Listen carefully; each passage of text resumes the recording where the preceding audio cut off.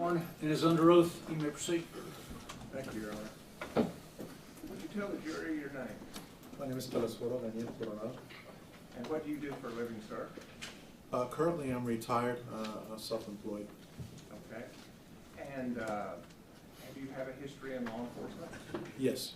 Would you tell us when that started and where your history in law enforcement has been?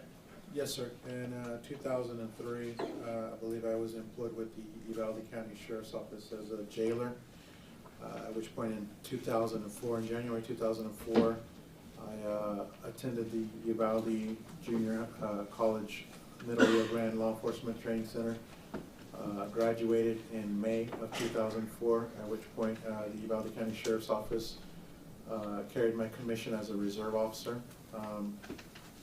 In 2005, I was hired with the Uvalde Police Department and was with the Uvalde Police Department until 2023.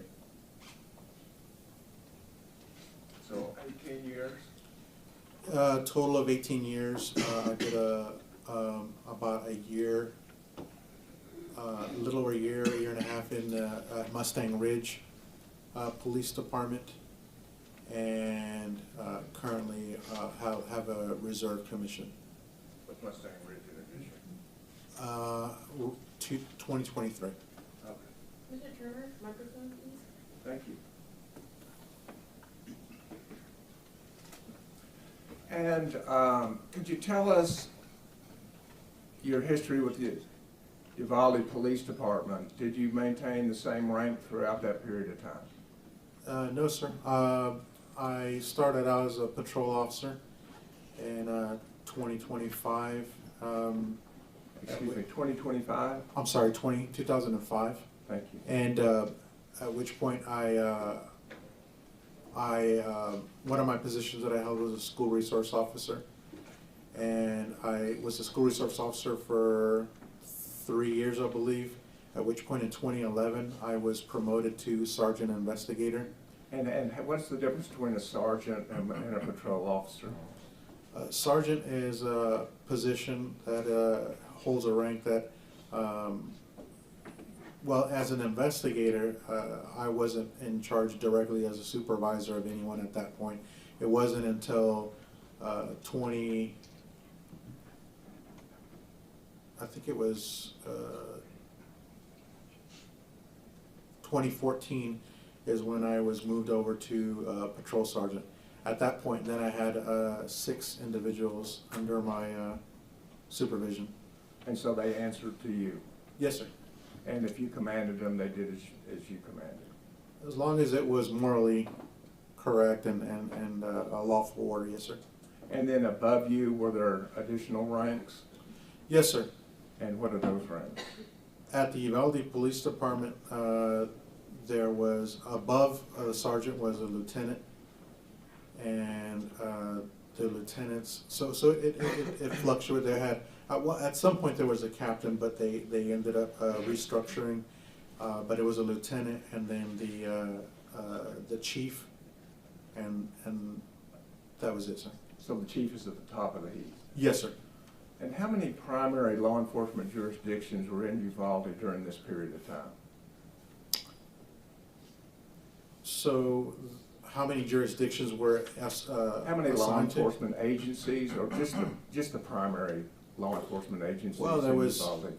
there was quite a few. There was U.S. Border Patrol. There was DPS. There was local law enforcement PD. There was the Uvalde County Sheriff's Office.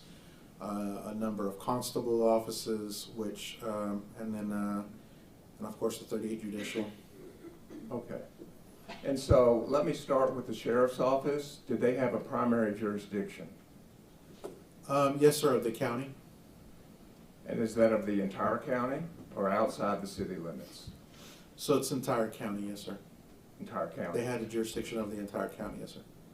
And the city of Uvalde, Mm-hmm. can you tell us what their jurisdiction was? Within the city limits, yes, sir. Okay. And then the school district police, what was their jurisdiction? Their jurisdiction was any of the campuses that we had in the city of Uvalde, including some that were outside the city as well. I believe, I think they had one in Batesville. Okay. And so if a crime happened on the school district, who had primary jurisdiction over that crime? The school police would typically take charge of that incident. And if the school, by taking charge, does that mean that you were excluded from working on the police campus? No, sir. No, sir. We had a good relation with the campus police officers. We maintained a working relationship with them.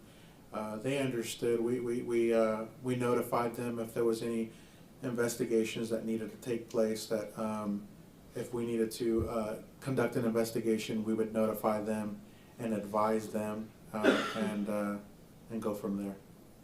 And they would be primarily responsible? Yes, sir. But would you all assist? As far as the investigation, they would allow us to do the investigation as long as we notified them. But if there, anything that happened on school grounds during the daytime, they would generally they would do the investigation. Yes, sir. And so if you went onto the school grounds, would that be in an assist role? Can you clarify? Sure. Did you sometimes go on the school grounds to assist the? Yes, school we district? assisted. Yes. Okay. And by the same token, in the city of Uvalde, who had the primary jurisdiction in the city of Uvalde? The city police officers. That would be you and your group? Correct. Okay. And did the school district police, were they allowed to assist you? Yes. And by assist, I mean, is that different from taking over an investigation from you? Of course. I mean, if we had a call and a school resource officer, or I'm sorry, a school officer, campus police officer, was in the area, chances are they would stop to see and make sure that the officer was okay. But no, they never took any investigations away from officers. They allowed them to conduct their investigation and back them up. And that's the same for you. You wouldn't allow a school district officer to take an investigation over that you were engaged in? Oh, that's correct, yes, sir. Okay. And is that also true for the sheriff's office? Yes, sir. Would you go into the sheriff's office to assist them with an active crime scene and take over or take that decision-making away from them? No, sir. You were there to assist or help them? If they needed assistance, they would, yes, they would ask generally. Okay, and so that's what we mean by primary jurisdiction and assistance. Is that fair? That's fair.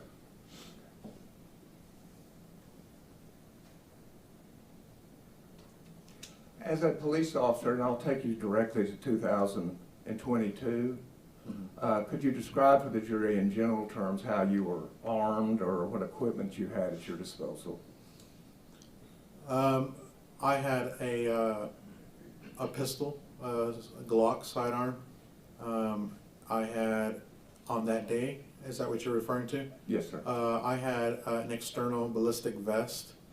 I had a baton, 2 pair of handcuffs, 2 magazines, and 1 magazine in my pistol. I had a tourniquet. I had pepper spray, and I had a taser. Did you have a rifle? No, sir, I did not have a rifle at that time. Okay. So you talked about the equipment that you had, both in arms as well as protection. Is that Yes, correct? sir. And did you have also equipment that assisted you in recording events that occurred while you were on duty? Yes, sir, I had a body camera. And tell us about a body camera. The body camera that we specifically had,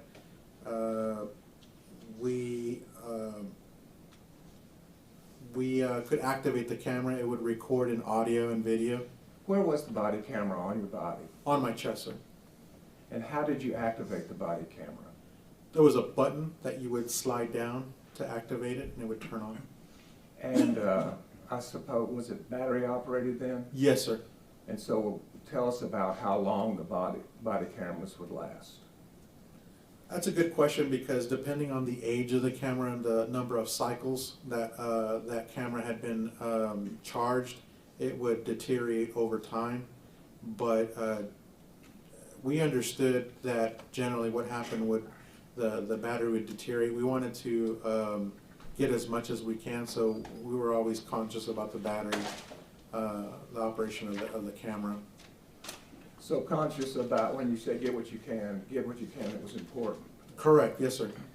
Well, anytime we would make contact with a citizen, but we would turn it on.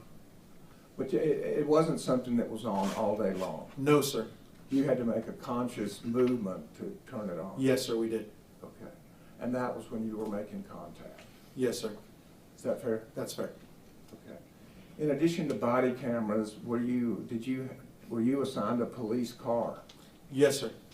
Tell us how your police car was equipped. So I shared a Tahoe with another sergeant, and us two, we would have emergency equipment like gloves.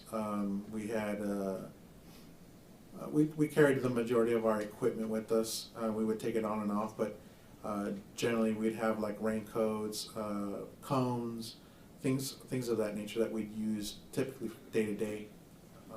And was your police car also equipped with the means of recording important information when you investigated or were involved in an active crime? Yes, sir. It was a dash camera.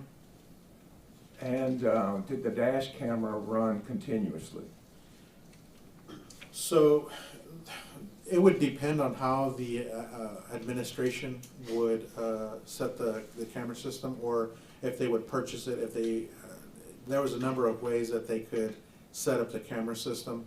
My particular camera system, if I parked my vehicle and turned off my vehicle, it would stay on for a certain time, and then it would time out, and to conserve battery so that it wouldn't kill the battery on the vehicle, it would shut down.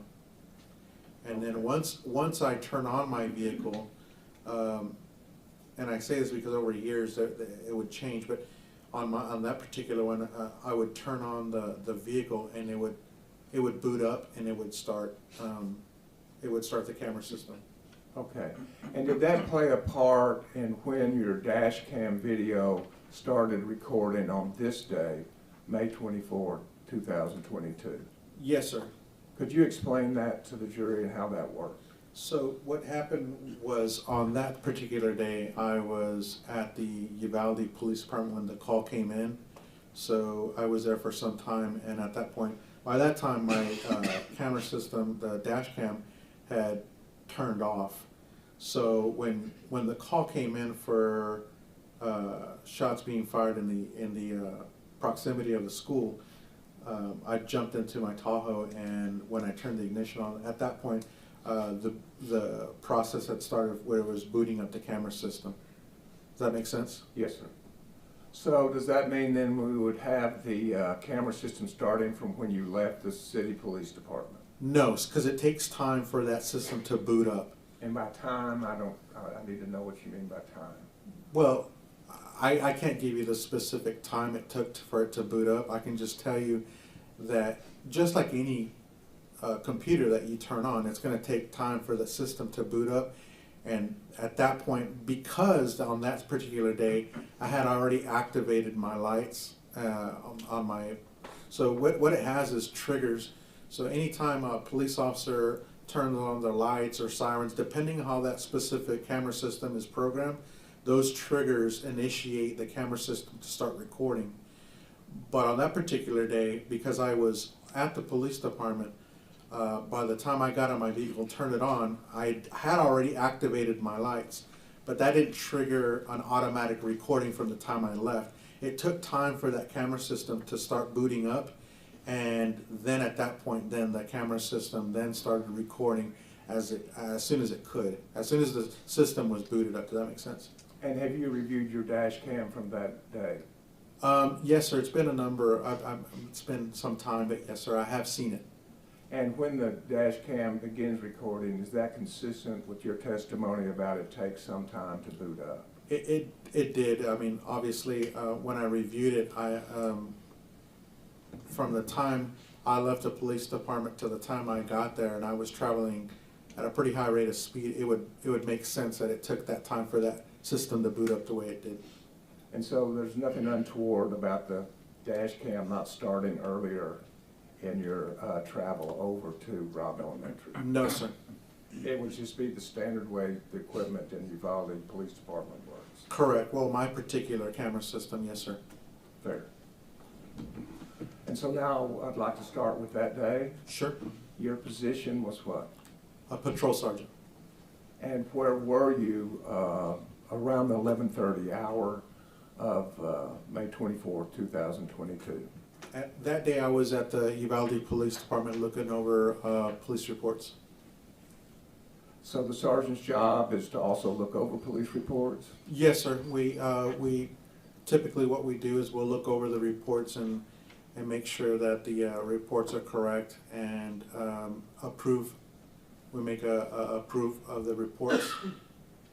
Okay. And that's how you were occupying your time? Yes, sir. That's what I was doing. Yes, sir. And how far is the police department from Robb Elementary? I would say probably maybe like a mile and a half. Would that be accurate? I'm not exactly.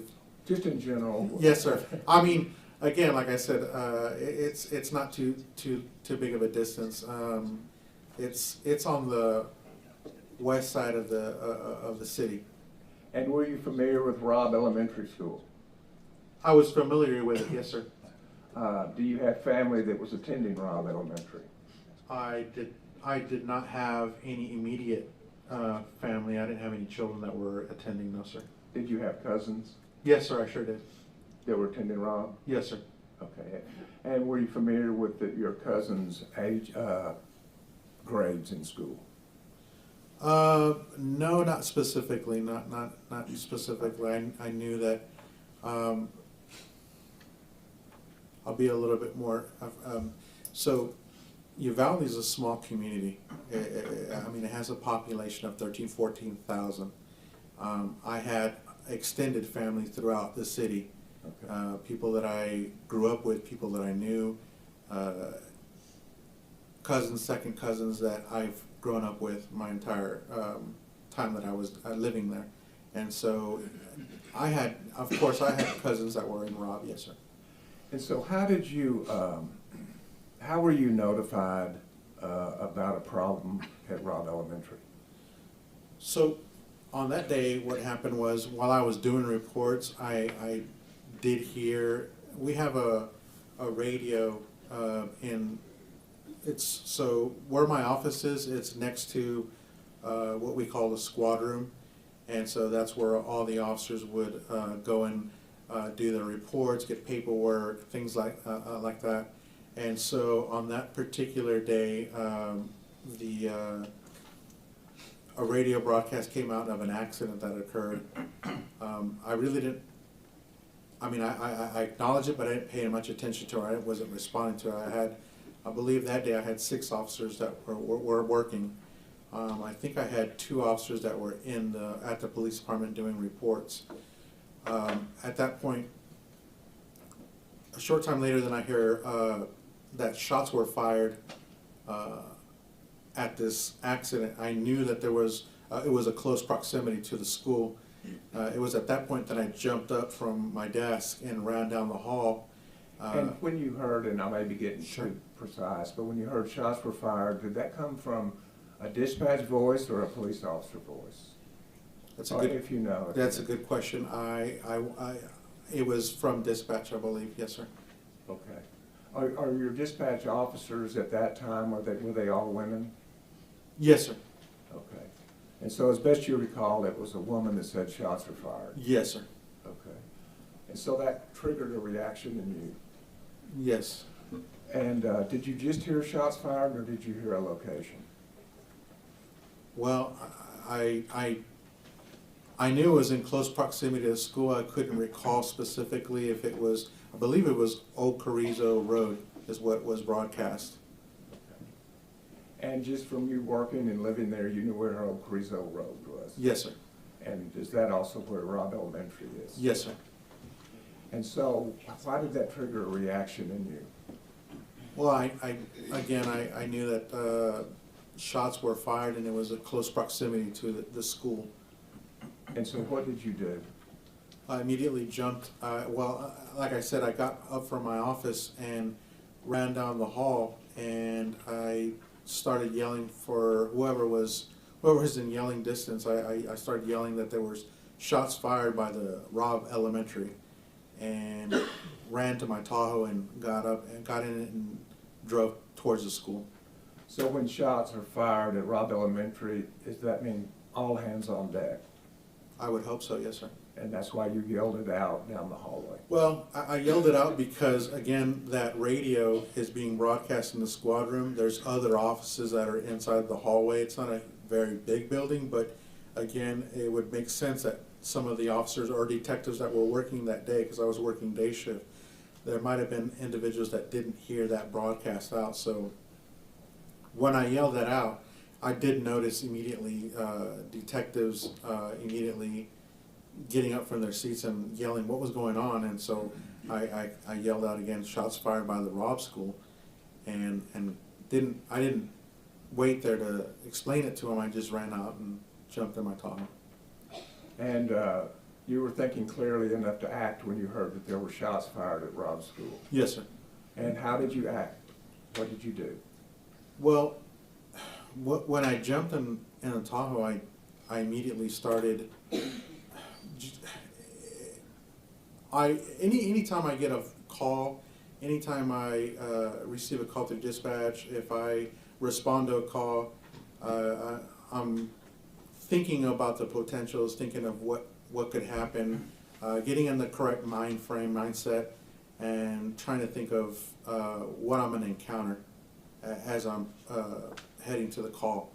That particular moment, I was thinking what could have happened, because again, the first thing that went through my mind was, okay, we had an accident. There's a good chance that maybe there was a road rage incident. So that was the first thought that ran into my head, was or possibly a bailout. That was another thing that we were just getting hammered with bailouts that was back in 2022. So you have two pieces of information. There's an accident, and then there's shots fired. Yes, sir. And you start playing in your mind out the possibilities. Mm-hmm. And that is consistent with what you have known as a police officer. That's how you kind of go through, what am I about to encounter? Sure. I mean, that's something that, you learn, the first things that you learn as a police officer in the academy. When you go through FTO, those are the things that you prepare yourself, you prepare to deal with the incident you're about to encounter. And was there a location also? How did you know where to go? Well, I was heading in that direction, so that particular moment in time, I noticed that the two officers that I had said that were at the police department were driving ahead of me as I was exiting the police department. I was parked in the back, and I was coming through the rear gate, and as I was coming out of the police department, I noticed the two police officers that were there, and they also started responding to the same call. And so, even though you're the first to pass that information on, you end up third in that line of officers? Those two particular officers drove a different route than I did. I believe they turned down Evans Street, and I continued eastbound until I got to,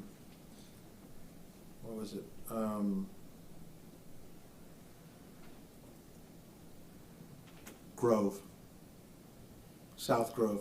I took a ride on South Grove, and when I got there, those two officers had already been, I saw those two, they were driving Explorers. Those two Explorers were at the intersection of Grove and,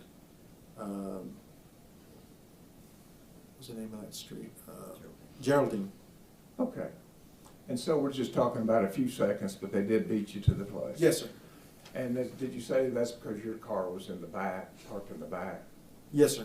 Was their car parked in the back too, or I'm sorry? were their cars parked in the back too, or Can the you? two officers that beat you there? Uh-huh.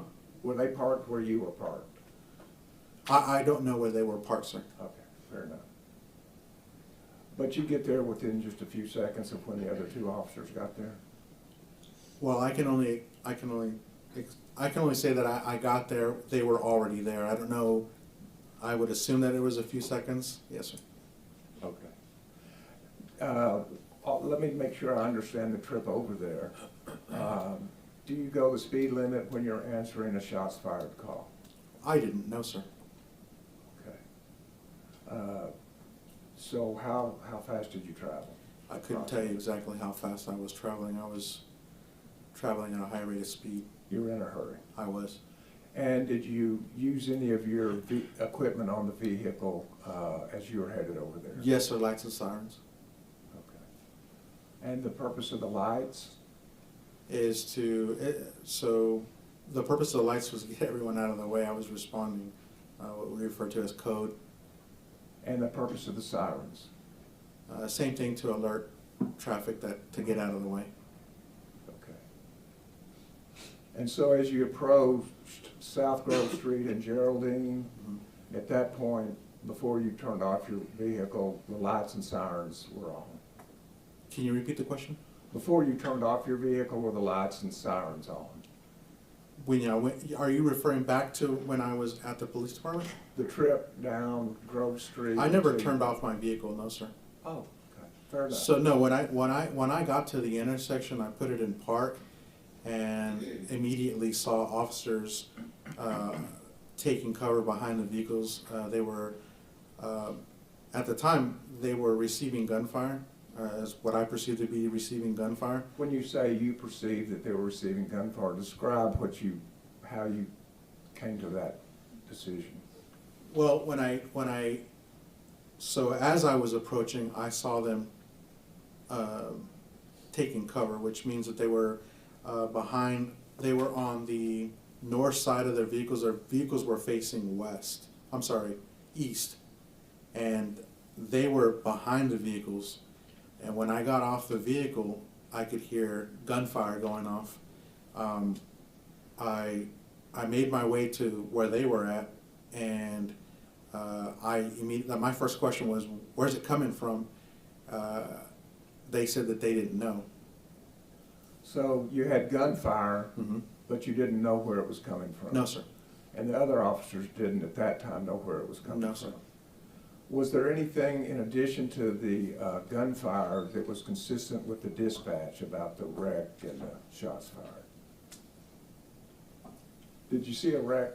No, sir, I did not see a wreck. Okay. Did you see a truck in a ditch? No, sir. Okay. What did you do when you got out of the vehicle, asked the officers where the shots were coming from? What did you do then?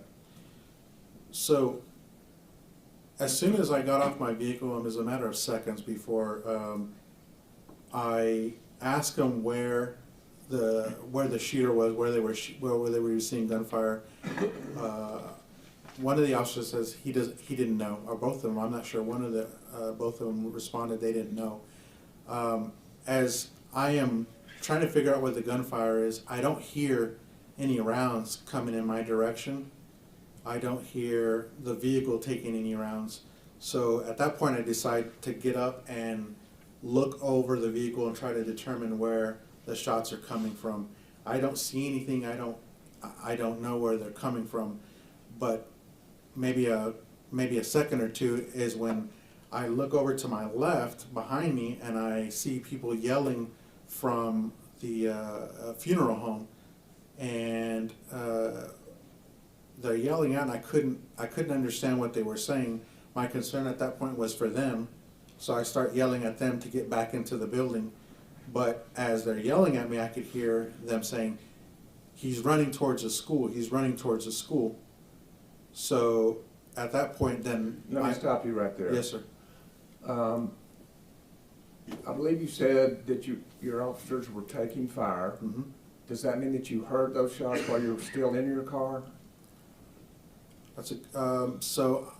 I'm trying to understand, because at one point you say you don't hear any shots, but also you say that you were taking fire. I'm just trying to understand. I don't, did I say that I didn't hear any gunfire? At one point you said you peeked up because you weren't hearing gunfire. No. So I didn't hear rounds whizzing over my head. Typically what happens is when you're receiving gunfire, I mean, you can hear rounds going overhead. So that was when I said I don't hear any rounds come in my direction. I don't hear any rounds coming towards me specifically, but I do hear the percussion of the gun going off. And I mean, it's a matter of seconds that I'm trying to figure out all this stuff that's coming in my head, and figuring out where the shooter is. And I know that I don't hear my vehicle getting hit or their vehicle getting hit. I don't hear glass break. I don't hear rounds penetrating the vehicle. So, I mean, I'm trying to figure out where those rounds are coming from. And when I don't hear that, I'm trying to look, determine where the individual could be. And that didn't assist you when you tried to look yourself? When I came up to the intersection, the distance from that location to the school is probably over a football field, maybe 130, 40 yards from where I was at to the school. And anywhere in between there, I'm trying to look and see where the shooter is. So I don't know. I mean, that's a large area to cover to be able to scan and look for rounds coming your way, and also understand that I'm also receiving gunfire at that time, and I'm trying to figure out what's going on. When you say you're receiving gunfire, Mhm. that's different from shots going off. Why did you say receiving gunfire? Well, again, like I said, I went with what I saw at the time, which was officers that were taking cover. I determined that I determined that the rounds weren't hitting the vehicle. So that's when I was trying to stick my head out and try to figure out where these rounds are coming from. So by receiving gunfire, what does that mean to the jury? To me, at that moment, I know that there were shots being fired, but I don't know where. I don't hear rounds hitting the vehicle. So I don't know. That doesn't necessarily mean that I'm not receiving gunfire. Does that make sense? And why does it not mean that you necessarily are not receiving gunfire? Well, I'm trying to make that determination in my head is what I'm trying to tell you. I'm trying to make that determination where the rounds are, where they're coming from, all those things in a matter of 10 seconds, 8 seconds. Sure. So a round could be coming your direction and not hitting a vehicle. Correct. And you could still be receiving gunfire. Yes, sir. And so that's in one part why you're saying you're receiving gunfire. Yes, sir. Is that fair? Yes, sir. That's fair. I'm sorry. Okay. And so you peek over your vehicle, Mm-hmm. and you say it's over 100 yards. Is that correct? That's correct. To the school. Well, where I'm positioned at that moment in time, there's an entire open field from that ditch where the vehicle was after the fact that the vehicle was found. From that area, there's an entire open field. Well, the And- vehicle was already there, wasn't it? Well, I knew that now, but at the time, no, I did not know there was a vehicle that was there. Fair Does that enough. make sense? Yes, sir. So what I'm trying to say is I'm trying to give you an understanding where I'm at, where I'm positioned at the intersection. Okay. What I see out there is an open field, and then I see a building, the Robb School buildings. And was there anybody in the open field? I could not see anybody, no. And between the open field and the building, is there a parking lot? Yes. And this was a school day? Yes. Were there cars in the parking lot? Yes, I could see vehicles, yes, sir. In the parking lot? Yes, sir. Okay. And would that shield the view of somebody behind those vehicles? It could potentially, yes, sir. Okay. And so as you looked, you didn't see a gun? No, sir. Did you hear any more shots? I know that, like I said, I heard rounds going off initially when I get there. My attention turns back to the individuals that were yelling, and at that point then I ran back to my vehicle, my Tahoe, and I proceeded to see if I can locate the individual shooting rounds. Because the people at the funeral home were Yes. yelling at you? Yes, sir. Did they give you a direction to go? Towards the school, that's all they said. I believe that one of them had said he was running towards the school. So you hear gunshots and then a witness tells you he's toward the school. Those two things cause you to act, Yes, sir. and you act immediately. Mm-hmm. As soon as you hear going toward the school, you get up and jump in your vehicle. Yes, sir. And what do you do in your vehicle? So the reason why I decided to jump back in my vehicle is because what I thought in my mind was he was running through the school, towards the school. Okay, that's two different things I need to understand. To the school and through the school. I need to understand those two things. Well, I was, again, I'm trying to process what people are yelling behind me while hearing gunfire. Sure. My concern is also for their safety and well-being. I'm yelling at them to get back into not knowing that they're trying to pass information on to me.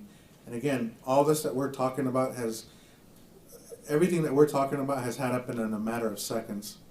And so I'm trying to figure out what is going on, where the shots are coming from, in the same time taking rounds, what I perceive taking rounds, and trying to determine where this individual's at. When they yell, he's running towards the school, through the school, they're also quite a distance from me. They're yelling from the door, the front door, so I can't clearly hear exactly what they're saying, but I know that they had said something either through the school or to the school along those lines. And would you describe their voice? Did it seem like they were excited, Yes, sir. stressful, Stress, yes, sir. but you still relied on their information? I was relying on whatever I could see here and whatever information I could use. And that's from your 15, 18 years as a police officer. Yes, sir. And so you got in your car? Yes, sir. I got in my Tahoe and I proceeded eastbound towards the front of the school. And I think I got lost in my own questioning. There was the words to the school and through the school.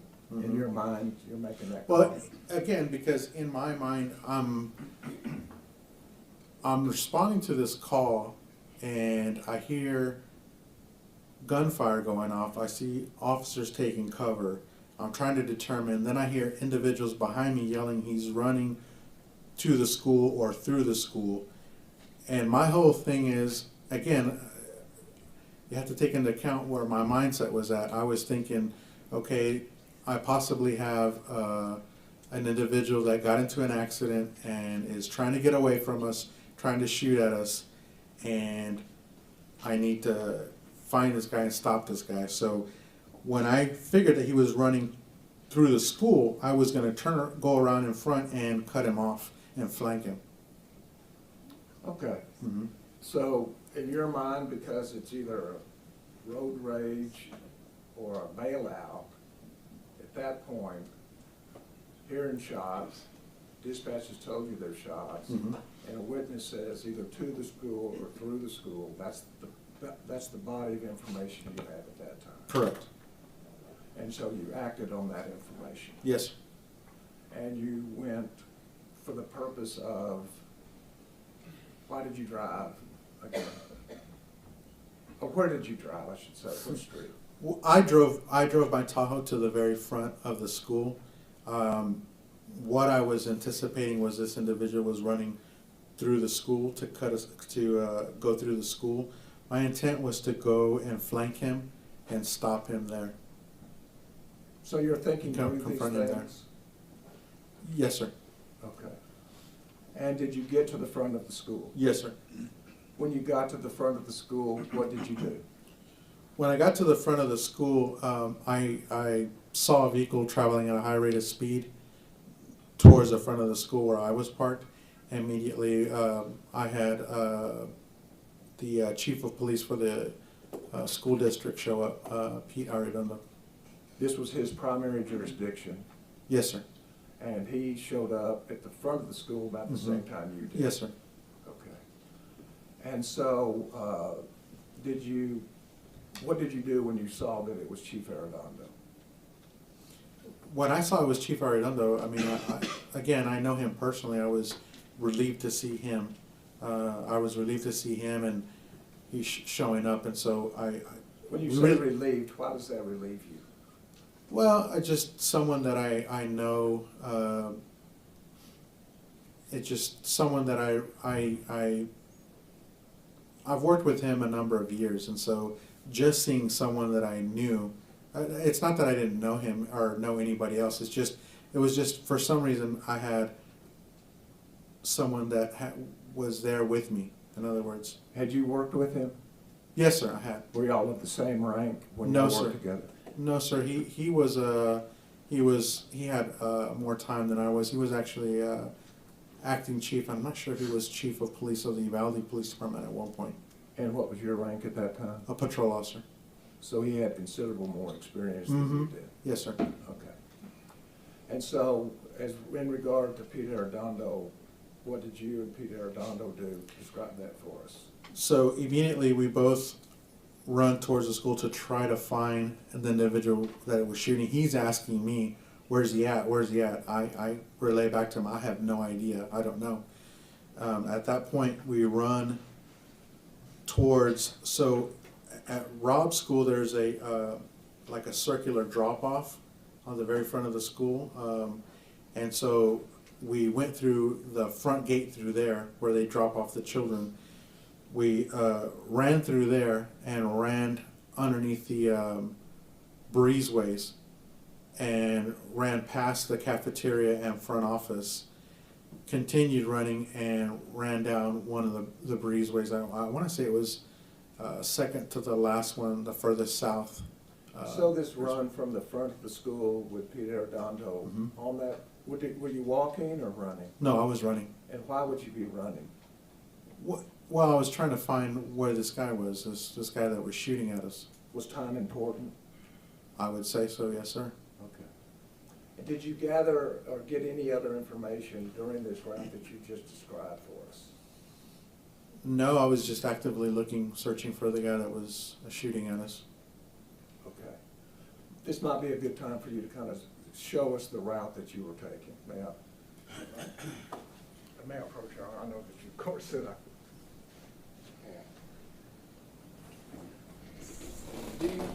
I'll give you a second to kind of familiarize yourself. And because we got jurors that are here all the way to here, so the pointer might help you not get in their way. So Let's start with where you drove and where you started. Yes, sir. So this is where this is the direction I came from, and I drove on southbound on South Grove, and when I got about right here, I see the two officers that are already parked right there. They're parked facing east, and when I get there, I stop my patrol vehicle there, and it was at that point that I jumped off the vehicle, and like I testified earlier, that's when we were receiving gunfire. The individuals that were yelling are over here at the front of the building, and as I'm getting here, I'm scanning all this area from this all the way to this. In the meantime, I'm receiving what I perceive to be gunfire, rapid gunfire, and I'm looking through all this area trying to see if I can see anything, but it's a considerable distance from here to there. At that point, when I determine, or when I hear the individual say he's running towards the school, I don't know where he's running towards the school, but obviously where I'm at here, I know he's running eastbound. I know that he's running eastbound. So at that point, I drive my vehicle this way, and I end up parking right here. Chief Arredondo comes and parks right there, and we both run towards the front of the school. Let me stop you right here. So everything you have just described, was that captured on your dash cam? Yes, sir. Okay. And then you get on foot, is that correct? When I park here, yes, sir, I'm on foot here. And after you get on foot, then the dash cam doesn't really help us with you. No, where sir. You go. Okay. No, sir, not really. I run through here with myself and Chief Arredondo. This is where the curb, the drop off where the gate is at. I run through this gate and run to this this hallway here. It's an open hallway. It's just like a covered. And I run with Chief Arredondo, myself and him, run this way. And I want to say we got to right about here. Yes, sir. And at that point, then we start running up westbound towards the breezeway. Well, at this point, we still don't know where he's at, where anything is. We don't know where he's located. It's at this point that I have enough time and I activate my body camera. So that's where you activate your body camera? Yes, sir. Okay. The delay in activating had nothing to do with not wanting people to see what you did No, before? not at all. I mean, again, like I said, prior to me even getting there, that's not the first thought that runs through my head. Before, like I said, before I get off, I even see that officers are already taking gunfire. It'd be nice. Sure. So again, like I said, Let me stop 1 second, though. Go ahead. But I think you also said that when you got on foot, you gathered no other information. no, sir. While I'm actively searching for the guy, for the suspect, the individual that was shooting at us. As I'm running through here, I'm looking down the breezeways, looking every which way. I still don't know what he's wearing, what he looks like. The only thing that I had heard was he's running towards the school. I get no description of the individual, nothing like that. And so, where is it again where you activate your body cam? I'm running through this breezeway right here, Okay. under this building right here.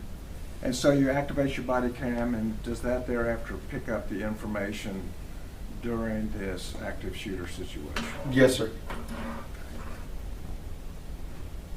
And show us, and then I'll sit down and talk about it, but did you end up in the 4th grade wing?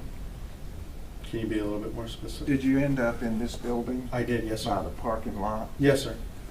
Just show us that route, and then I'll sit down and we can talk about it. Okay, so as I'm running through this wing, as I said earlier, I activate my body camera, and we're running through the wing, myself and Chief Arredondo, and I notice what individuals over here on the south side of this building.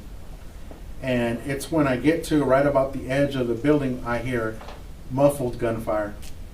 And Do you do anything when you hear the gun? I was going to sit down. If you can just show me the direction you took, then I'm going to sit down and ask you all those questions. sure, Just the direction. I continued westbound towards this building, and then that's when I heard the muffled gunfire. And so, where did you enter the building? You did enter the building?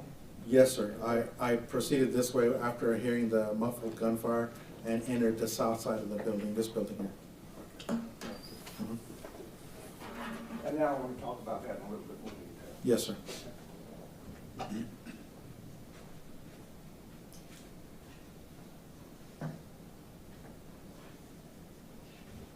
So you're running down that area that you say, you activate your camera, and at some point you hear muffled gunfire. Yes, sir. And do you react, in other words, do you say anything when you hear that muffled gunfire? I immediately yelled for the officers that I saw, the 2 individuals that I had determined to be officers, to run inside the building. Okay. Is that all you said, run inside the building? I can't remember exactly what I said. I was under stress and I yelled for them to run inside the building. Will your camera pick up what you said? Yes, sir. Okay.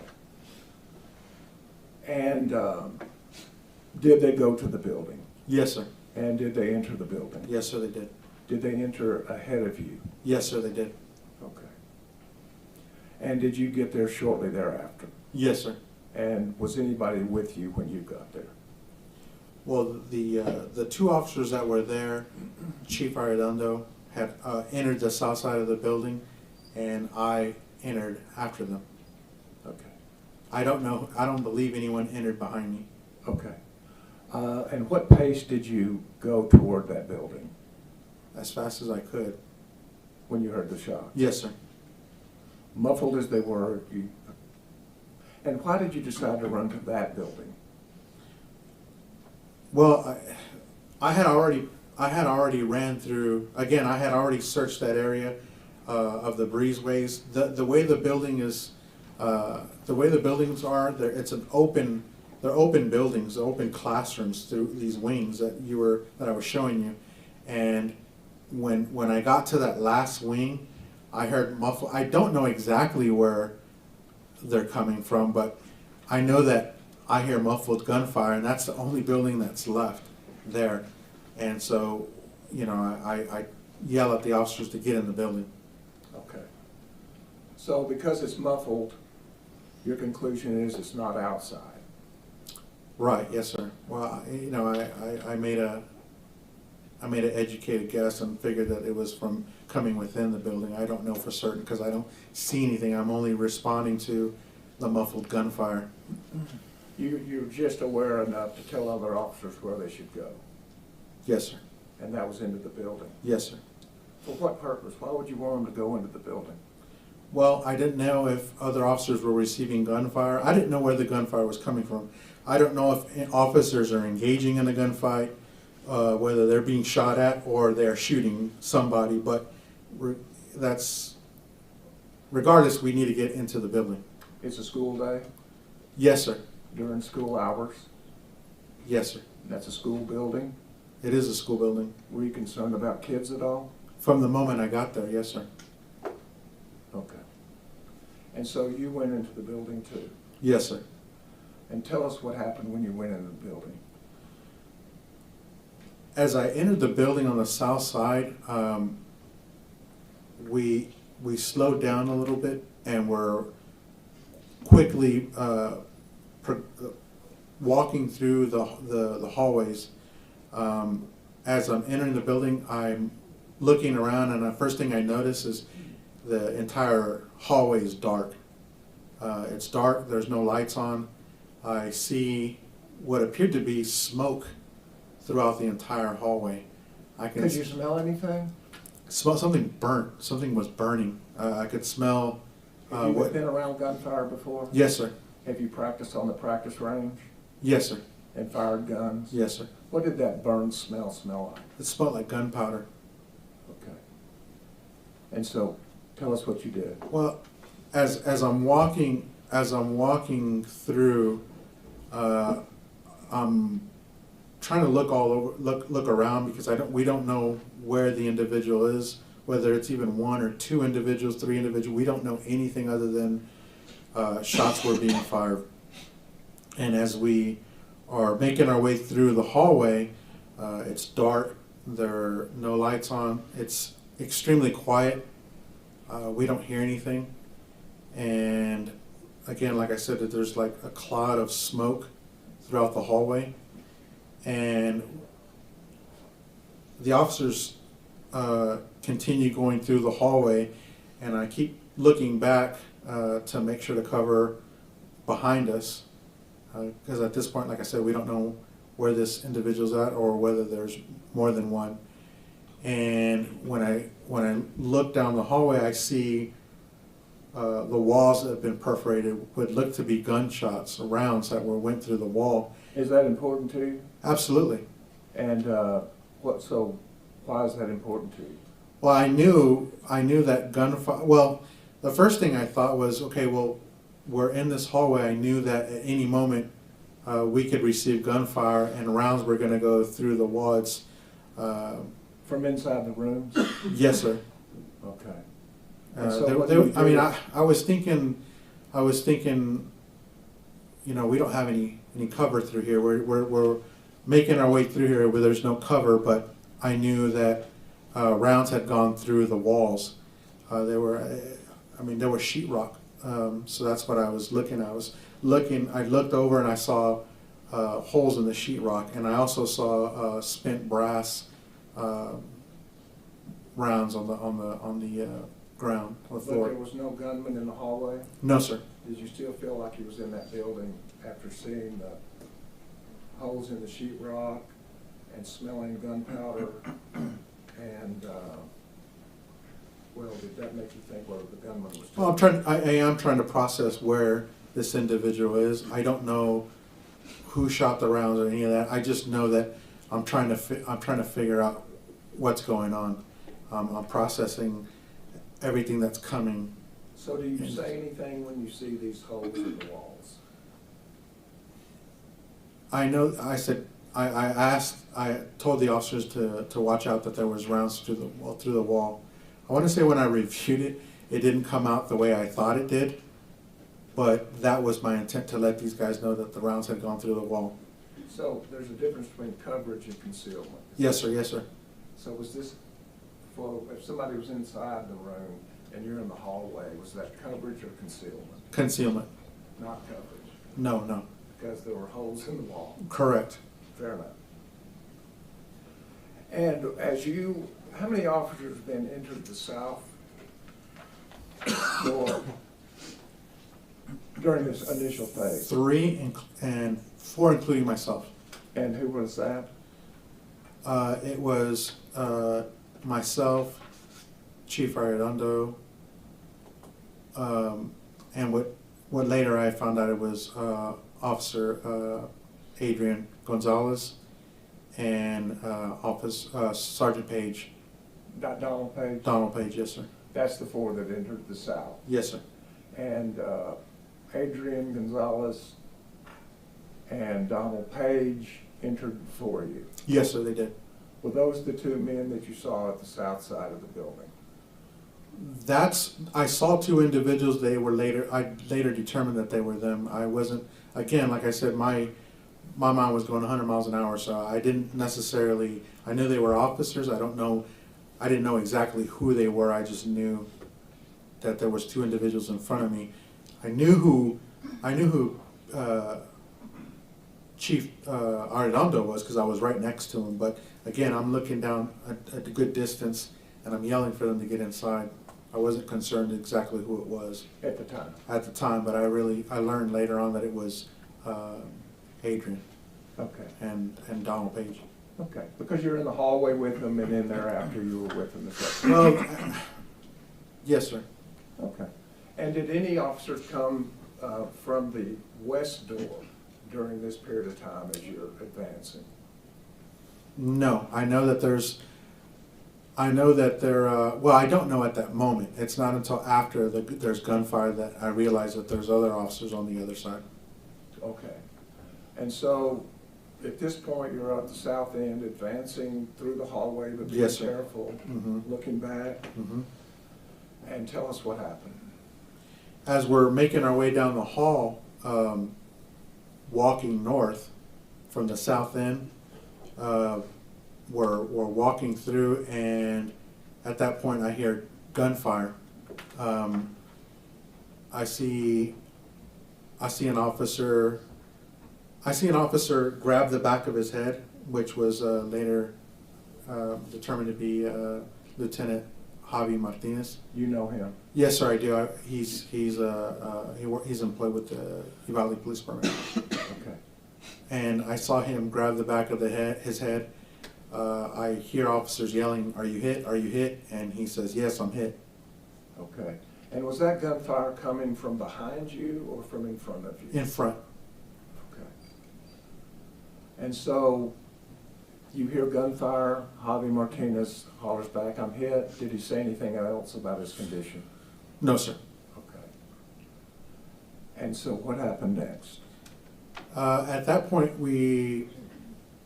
I can hear radios going off trying to break and trying to relay information.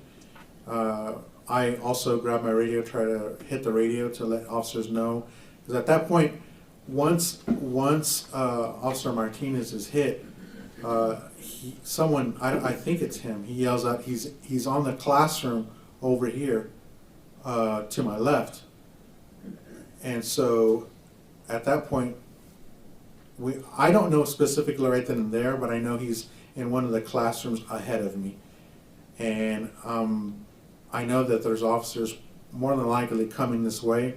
So right when that happens, myself and Officer Adrian Gonzales run out the south end and start radioing traffic of what's going on to our responding officers. And I don't want to get ahead of myself. Y'all do run out the back end. Yes, sir. And that's South end. about the south end. Yes, sir. That's about 30, 35 seconds after this discussion about how. It's difficult for me to tell exactly seconds and how long it took, but yes, sir, that's what happened. But your body camera's working during that Yes, period sir. of time? Mm-hmm. And does your body camera pick up not only visual, but also the sound? Yes, sir. And did it pick up the sound of a discussion that happened before you exited the south end? After reviewing my camera, yes, sir. And what was that discussion? I believe it was a conversation between Adrian Gonzales and Pete Arredondo. And what was the conversation? There was some discussion about calling SWAT. Okay. And that was between this defendant, Adrian Gonzales, and Pete Arredondo? Yes, sir. Within seconds of when there was actually shots being fired? Yes. From inside a classroom? Yes, sir. Adrian Gonzales and Chief Arredondo were discussing calling SWAT. Yes, sir. And would that be the opposite of confronting the shooter?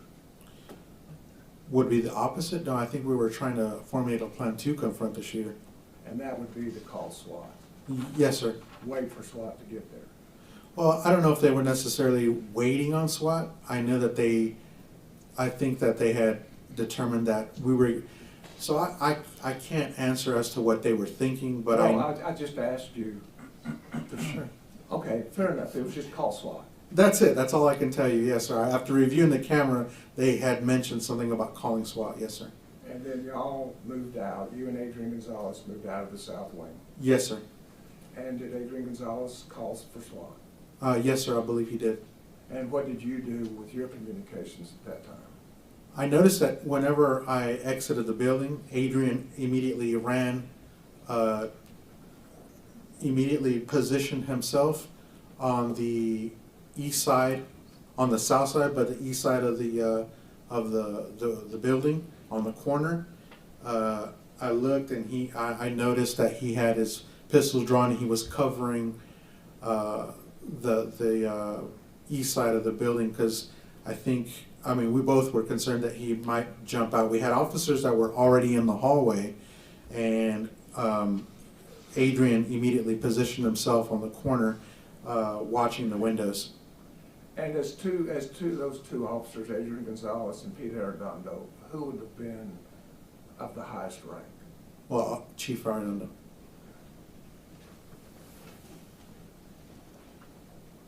And did you ever go back into that West Wing? Yes, sir, I did. Did you ever see Adrian Gonzales go back into the West Wing? I do not recall. I don't remember specifically. Okay. I saw him throughout the incident. Sure.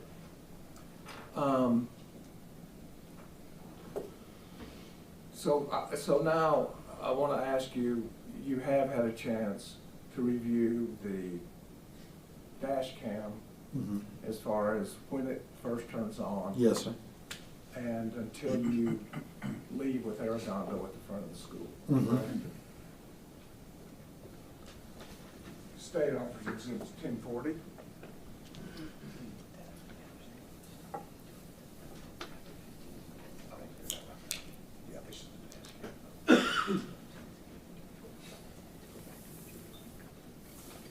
It just stops after. It's just a critical time. I'll ask it. Based off Mr. Turner's representations to me, Judge, about this video, no objection. Submitted. And so the dash cam, as far as its relevance to the jury, it will show when it turned on while you're at the intersection, is that correct? Say it again, sir. As far as the relevance to your testimony, Yes, sir. the dash cam will show when it turned on and where your vehicle was and the people in front of the dash, Everything that I testified to, yes, sir. all the way up to the north end where you park, Correct. and then at some point you and Arredondo leave the side of the dash cam. Yes, sir. And that's the only relevant part the dash cam picked up as to what your actions were that you testified. Yes, that's fair. May we display exhibit 1040 to the jury? Yes.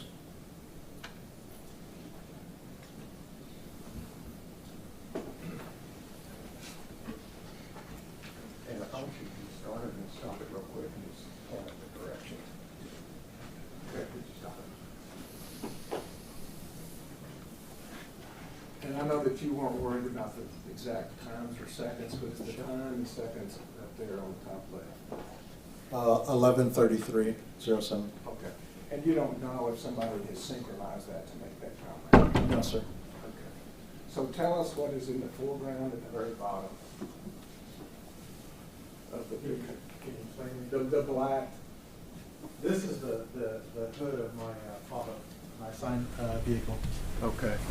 And tell us about the other two cars in that photograph. There are two other vehicles that were here positioned facing eastbound. This is Officer Blue Mendoza, and this is Officer Salcella. Blue Mendoza? Yes, sir. Jesus Mendoza. Jesus? Yes, But you sir. also call him Blue? Yes, sir. Okay. And the other officer? Officer Salcella, Juan Salcella. Okay.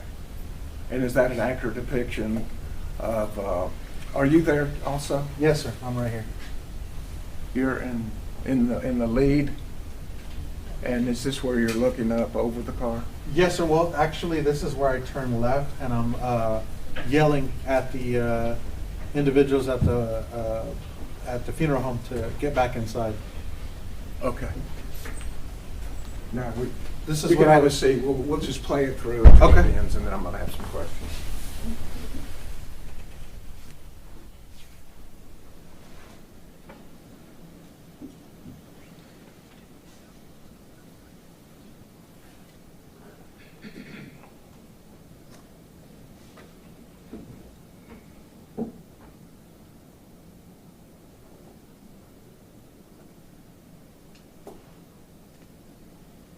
Okay, could we stop it there?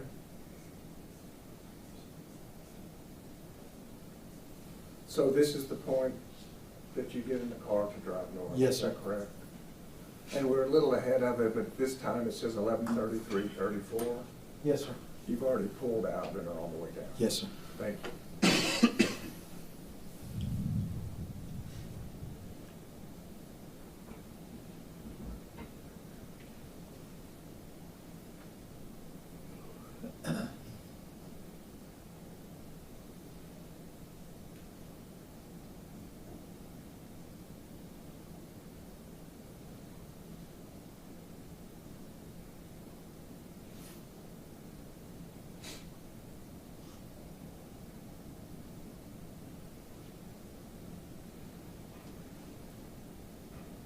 Okay, could you stop it?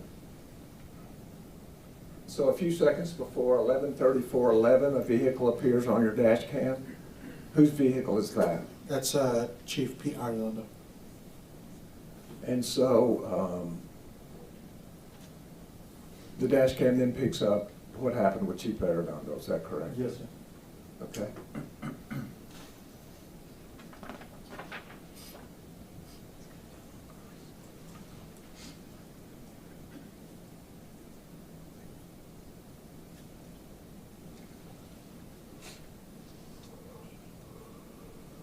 And would you describe who that is in the picture on the far left?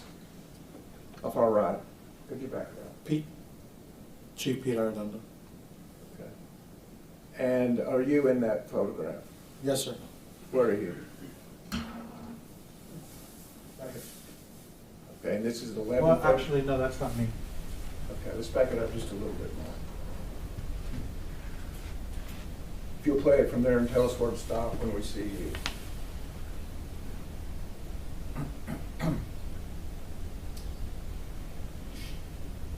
I think that's me right there. I'm not sure exactly.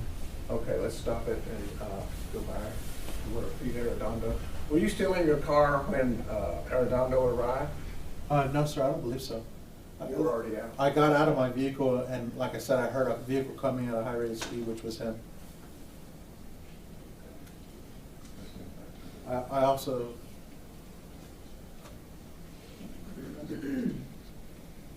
As we watch this, I just wanted you to be able to point out if you saw yourself. We can start there. Tell us to stop if you see yourself.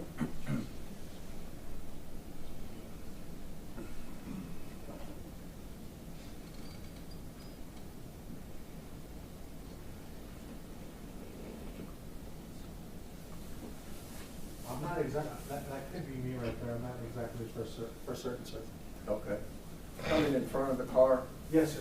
but is that consistent with you following Arredondo in the Yes, sir. building? Yes, sir. Okay.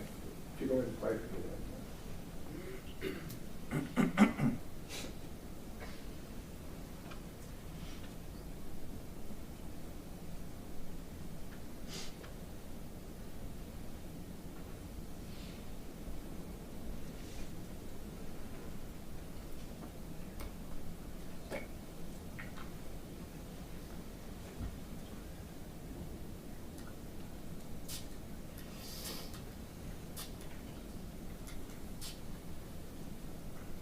Okay.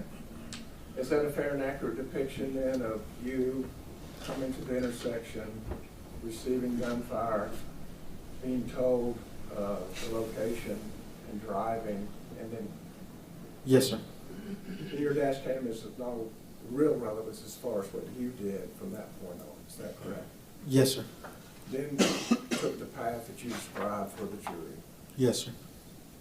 And at the point where you have explained to us, you turn on the body cam. Yes, sir.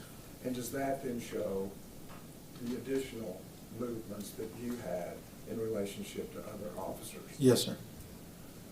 And this is not just video, but audio, is that correct? Not the dash cam.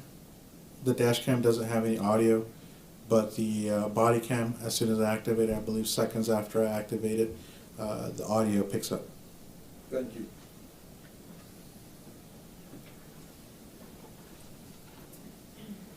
Tendering State Exhibit 1041 to the defense, and this is the body worn camera, and it contains about 15 minutes of, yes, and it stops before children are evacuated, way before. Based off his representation, Judge, no objection. Okay, submitted. May be displayed. Yes.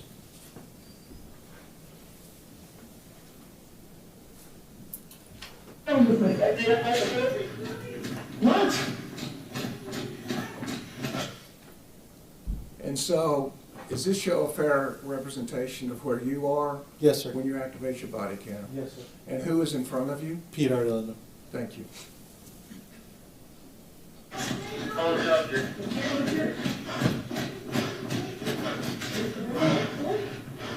Stop.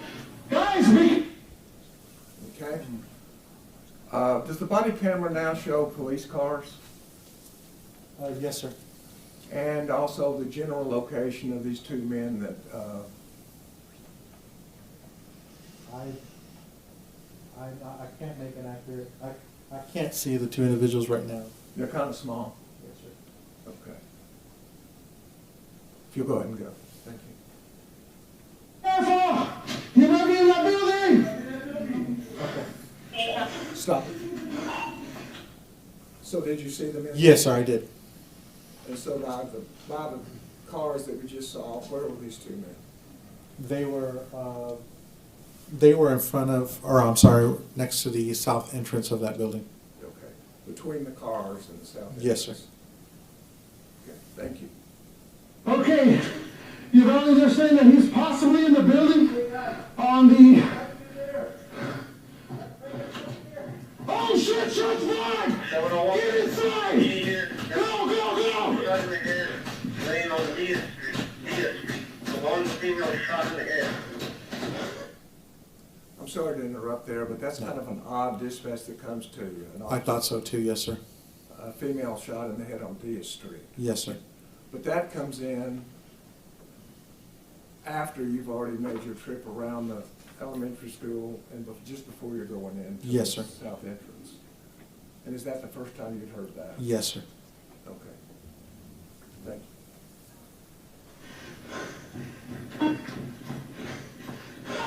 Shots fired inside the building, Ron! Which building?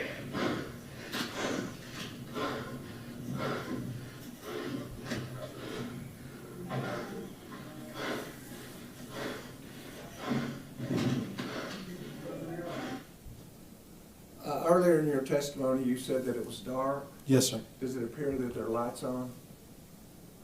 I don't know if those are lights or skylights. Okay. But is this the condition that you saw the hallway in? Yes, sir. Could you see other officers? I could see other officers in front of me. Yes, sir. Thank you.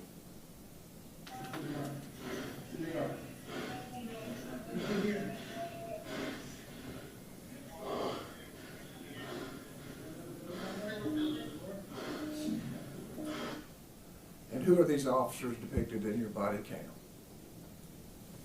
I believe Adrian Gonzales and Chief Arredondo. Okay. Thank you. Careful, guys, shot fired.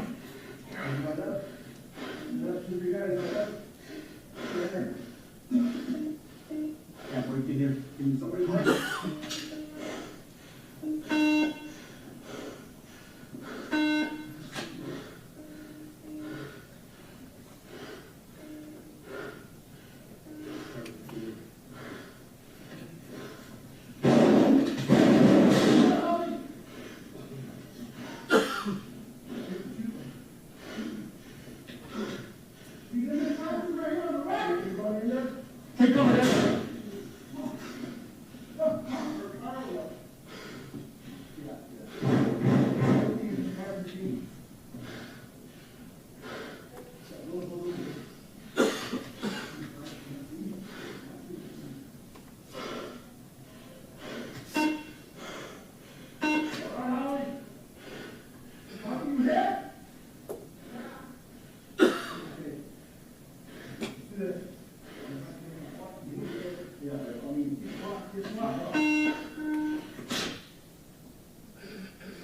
Did we just hear the words "get SWAT"? Get SWAT? Yes, sir. And who was that conversation between? I believe it was with Chief Arredondo and Adrian Gonzales. Okay. And was this on a school campus? Yes, sir. And is because it's on a school campus, who had primary jurisdiction? School police. And you were there to assist? Yes, sir. Okay. Thank you.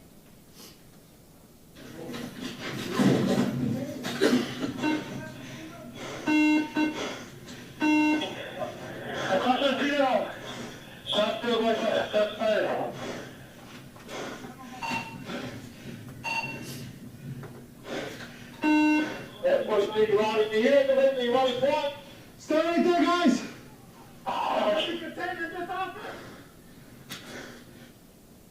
Was that east corner that you were talking about? Yes, sir. And was Adrian Gonzales at that east corner? He does get there. Yes, sir. Oh, he's not there at that point, but Right. he does get there. Yes, sir. I think we were trying to advise officers that were approaching where the shooter was possibly located. Thank you. And when we see Adrian Gonzales, just tell us to stop and we'll Sure. stop. Okay, guys, he's on inside this building. We have him contained. He's gonna be on the building on the west side of the property. Careful with the windows facing east, right there. Have And an officer outside said, see that window shot out there? He's gonna be in that room? Yes, sir. Who was that? Adrian Gonzales. So he was aware of that defect in the window on down the road? I don't know about a defect, but we knew he was trying to advise officers where he was inside the building, more or less. Okay. Based on a window on that east side? I don't know if he saw anything in the window. I just know that that's what he was trying to. He was concerned with officers approaching is what was going on. And we're still looking at that east corner. Is Adrian Gonzales posted at that east corner? At this point, no. Okay. No subject with an AR. That's what you also get in there, right here. Officer shot.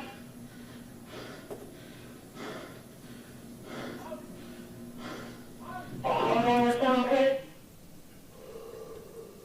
Is Adrian Gonzales anywhere at that point, or maybe you could point out for us where he is? I think as I move over to my left, he's on the right of me, on the right side of me. I'm not sure. Did you see him as we were panning that? Can you rewind it? Yes, please.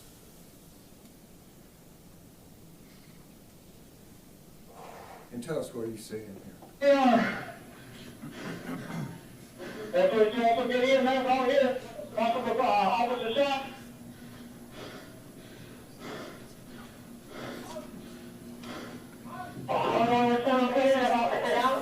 He was right behind that bush. Behind the bush? Yes, sir. Thank you.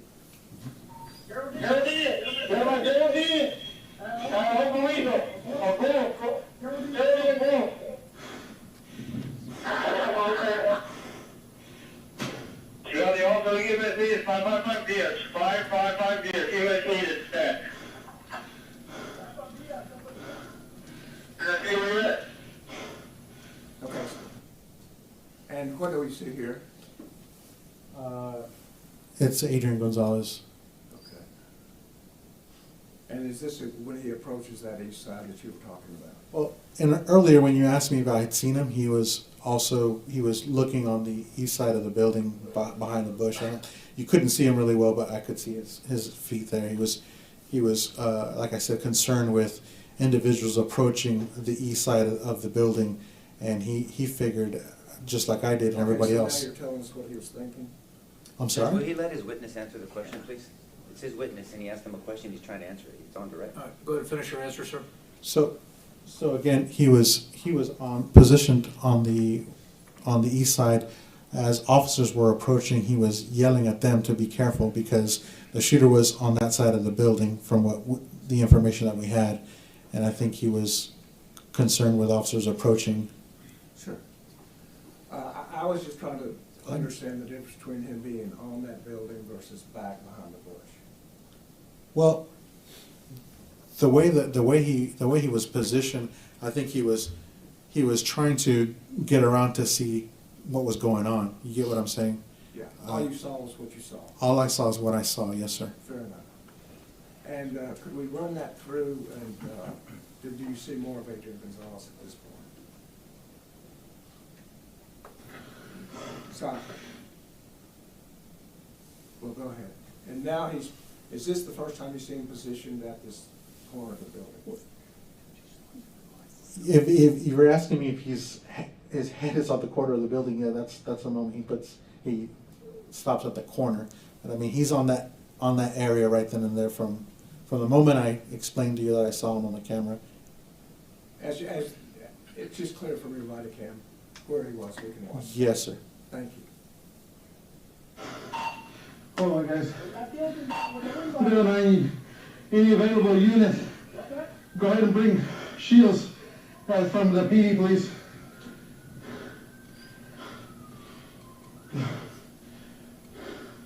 Feel free, guys. Yeah, need to just come out. So you need to see available.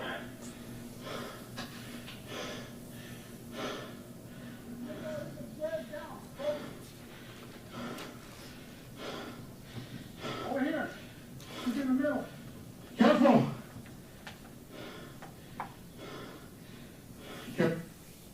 And where is Adrian, is that Adrian Gonzales? Yes, sir. And where is his weapon? He has his weapon holstered at this point. It's holstered. Yes, sir. Thank you. Oh.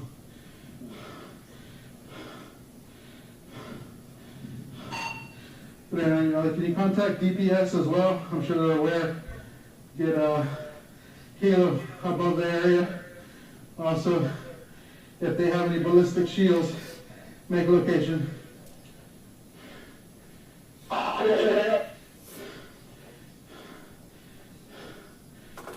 Gonna be right next to the school. Except where he's, male subjects in the school, on the west side of the building. He's contained, we got multiple officers inside the building at this time. We believe he's barricaded in one of the offices. Male subject is still shooting. What other equipment do you need from the PD? Except for whatever we have, we're definitely gonna need some flashbangs if we have any. Sometimes it can be locked. I'm not sure, but we have a housing tool break it.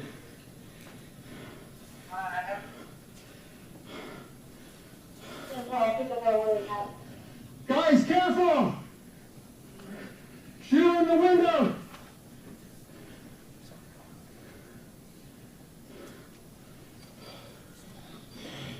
What's honored for the office at Robb School?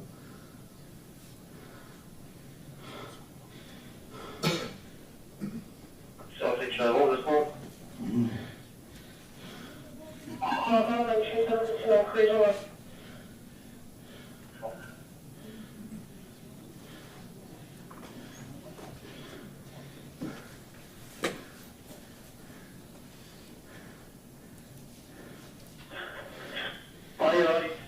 Call.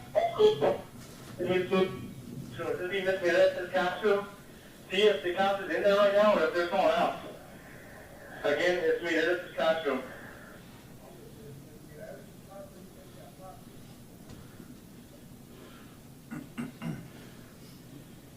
All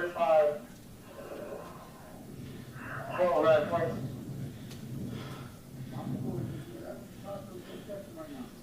And also, switch over to PD crime rating. Switch to PD crime rating.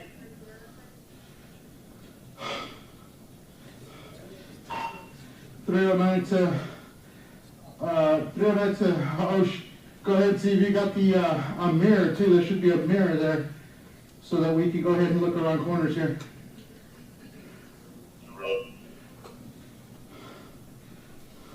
122, 2 units. The classroom should be in session right now. The class should be in session, isn't it? 19, you said it. Oh no.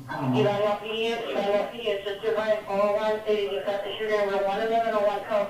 He's gonna be armed with the rifle, repeat, armed with the rifle, he's requesting for a swap by the serial arm to the top of the building. I don't know, 412. I don't know what she said. Shit out for you, now they want to give you a 28. That is going to be the suspect's vehicle. Frank Noah King, 5522. Frank Noah King, 5522.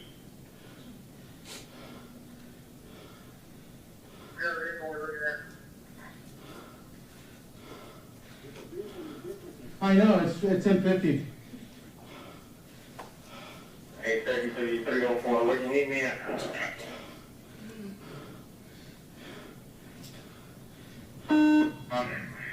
Go back over to school, at the south side. Yeah, boy.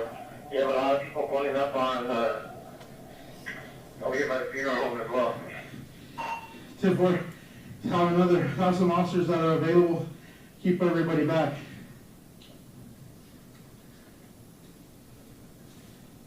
For 2 units, I've got 2 Enfield deputies on location as well. We're just east of the building.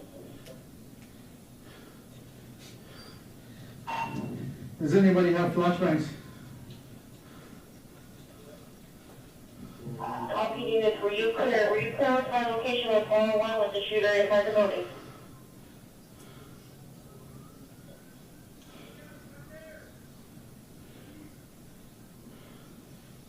Three windows on fire, that was show me on the here around.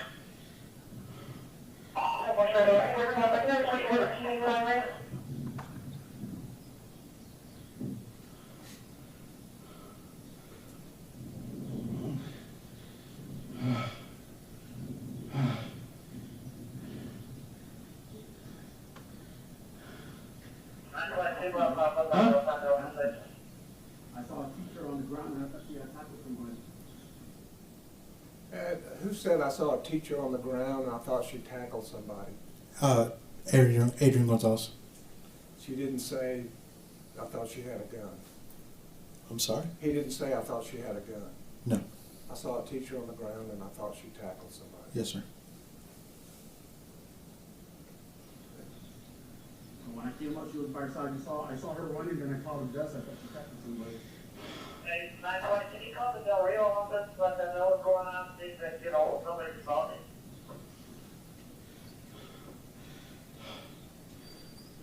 Report, hold on there, lock down, talk to her.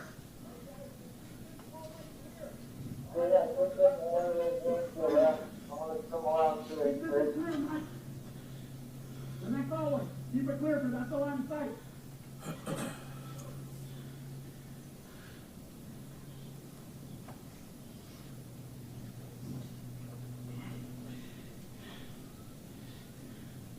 Adrian, Corn, what's your claim? I'm over here on the south side of that building that we have him in. If you can, go through Geraldine, and there's a parking lot. You should be okay. We got coverage over here on the west end of the building. No, she has tools. Step up.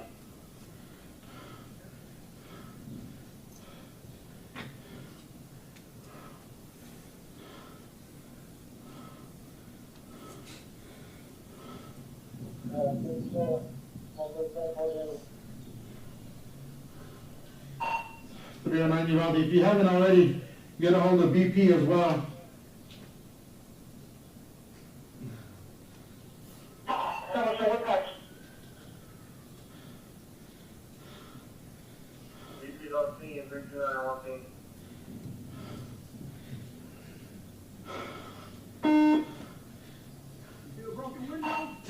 Just to let you know, we do have a suspect that's been seen in the classroom. The windows are facing east. We have officers surrounding the area. We also have officers inside the building. We got cover on the west side of the building. It's a brick building. He's shot several times out the window towards the east.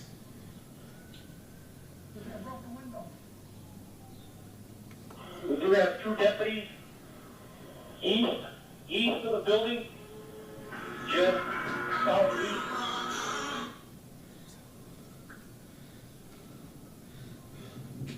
Hello?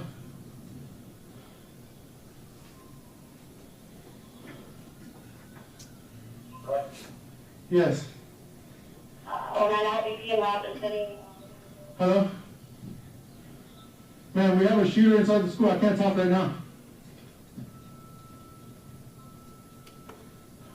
Lock down the high school too, just because the parents gonna go crazy.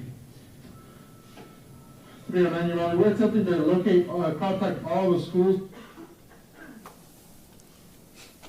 Is that a fair and accurate depiction then of the first few minutes that you arrived Yes, sir. at Uvalde, Robb Elementary School Yes, sir. in Uvalde? Mhm. And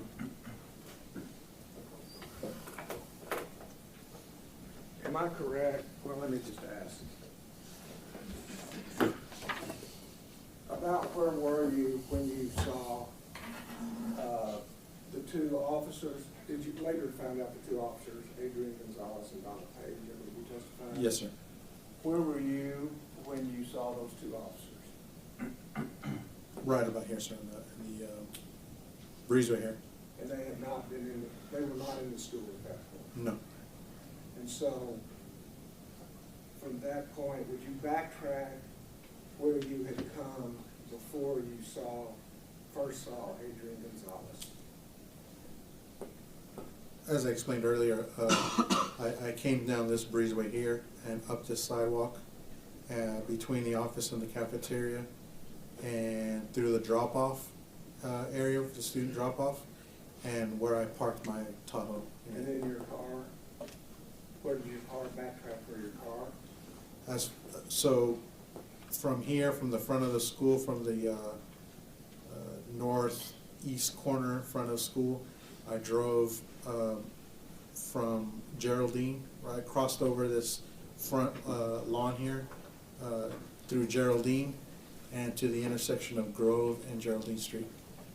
And backing up from there, that's where we see you at the intersection. Yes, sir. That's correct.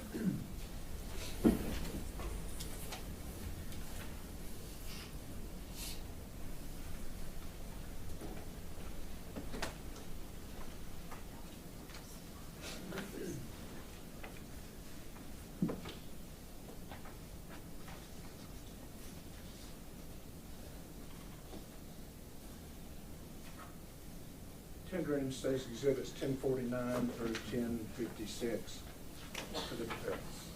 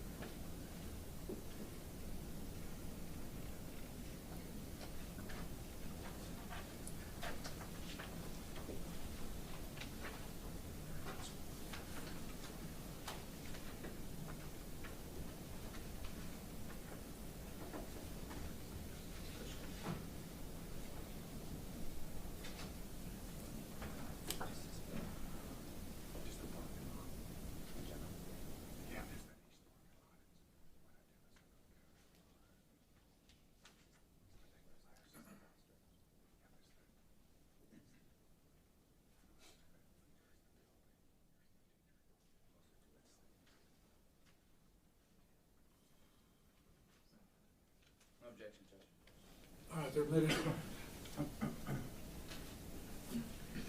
And they were displayed in the office. Yes. Showing you State's Exhibit 1049.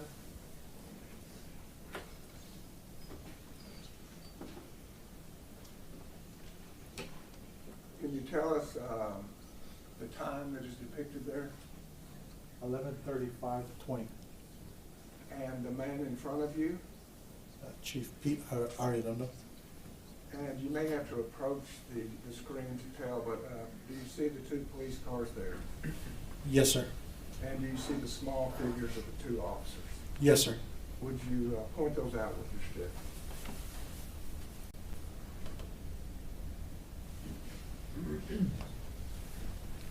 So would they be closer to their police units or the south entrance at that point? They're next to the patrol units, yes, sir. Thank you. In State's Exhibit 1050, can you tell us what we're looking at here? Looks like Chief Pete Arredondo. And where is he on that diagram? That's as we're approaching the that west building on the south Does he end. appear to be at that sidewalk, that crosswalk? Yes, sir. And would you point out on the board what we're talking about the park, about the sidewalk? Yes, sir. He's right about here. Right on that crosswalk, Yes, sir. just as he's leaving the crosswalk? Yes, sir. And where is the closest police vehicle on this map at this point? Somewhere in this area right here. I'm not exactly certain. Okay, we'll go back and see it in a minute. Sure. Fair enough. And the time is 11:30, 5:39. 11:35.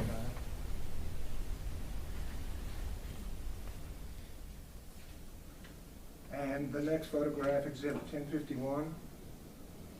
What is the time? 11:35:50. So this is about 11 seconds later. Is that correct? Yes, sir. At that point. Yes, sir. He's approaching the south entrance. And to be fair, he's not actually at the south entrance at that point. Is that correct? No, he's approaching the south entrance. He's still a couple of steps away. Yes, sir. And unfortunately, your arm is in the way of some of this. Is that correct? Yes, sir. Bouncing up and down. No, sir. I'm actually activating the button on my radio. Okay. But that your arm is moving. Is up it? and down Yes, sir. because you're in action.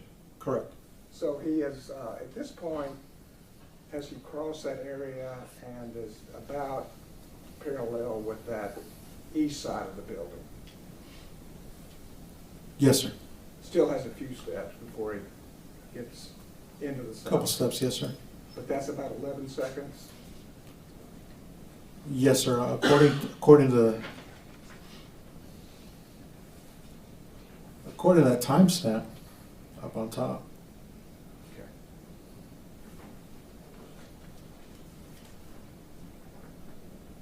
And now showing you State's Exhibit 1052. Do you see Adrian Gonzales in that photograph? Yes, sir. And would you point him out? Yes, sir. He's standing on the corner there. And would you point out the white police vehicle in that photograph? Thank you. And as the photograph, when we saw Arredondo leaving the sidewalk, about where would that have been?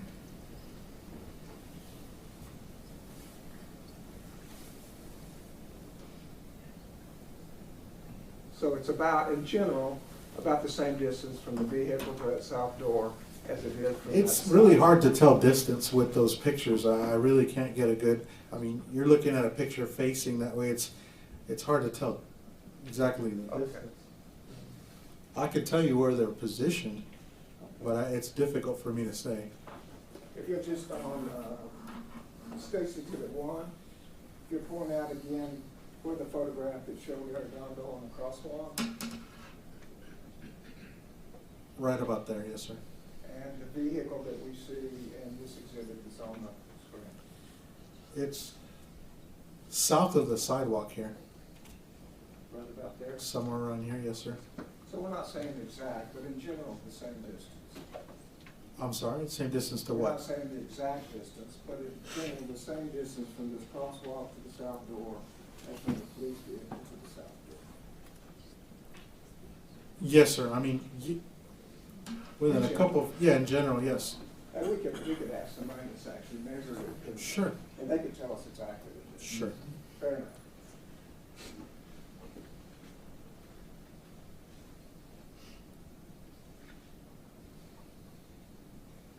And exhibit 1053, what are we looking at here? It looks to be the parking lot of, on the west side of that building. And that was the condition it was in when you were out there? To my knowledge, yes, sir. Because this is your body camera? isn't it? Yes. Okay. And so is that the condition of the cars that were there during, No cars were moving in and out, no, sir, not that I'm aware of. so that would have been the condition of the parking lot? as you Yes, saw sir. it. And moving down that parking lot, exhibit 1054, does that move down the parking lot? Yes, sir. Is that also accurate? Yes, sir. And exhibit 1055, is that also accurate? Yes, sir. And finally, exhibit 1056. Yes, sir. And is this the far north end of the parking lot? It's hard for me to tell where, I don't know if it's a far, I can tell you it's on that parking lot, the west end parking lot. Okay, could you point out the vehicles that we see there? I see 7 vehicles in that frame. Okay, could you point them out?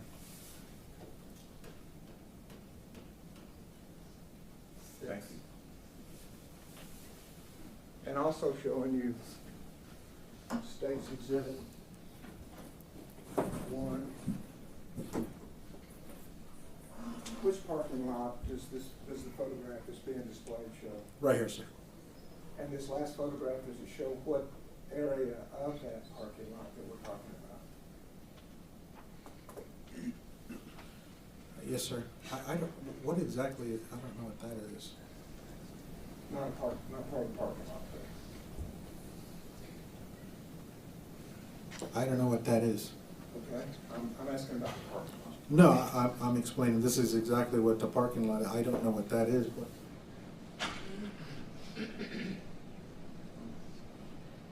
Okay. My question is, if you show. I apologize, I'm just explaining what I'm seeing Sure, here. that's fine. But yes, this is the parking lot that you're talking about.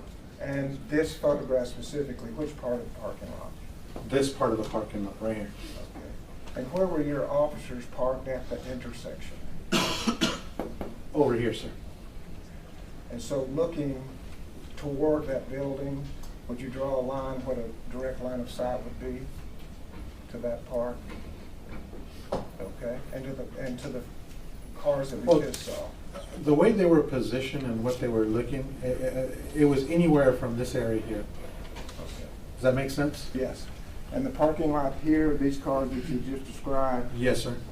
and from this position, Yes, sir. would these cars be between the building and the line of sight? Yes, sir. Thank you.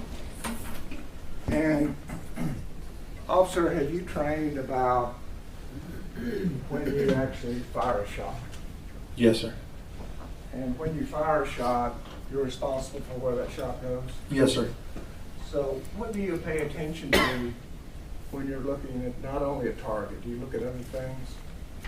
First, you have to determine the target and see your target. Then you have to it's also you have to be aware of the backdrop. What is backdrop? Directly, whatever's behind your target. Okay. And why do you want to be aware of the backdrop of what's behind the target? Well, rounds, even if you hit your target, rounds can go through your target. Rounds can go, if you don't hit your target, you're also, you could possibly hit what you don't intend to. So you have to be aware of the backdrop. Okay. And in this case, from the position that you and the other officers were, looking toward the school,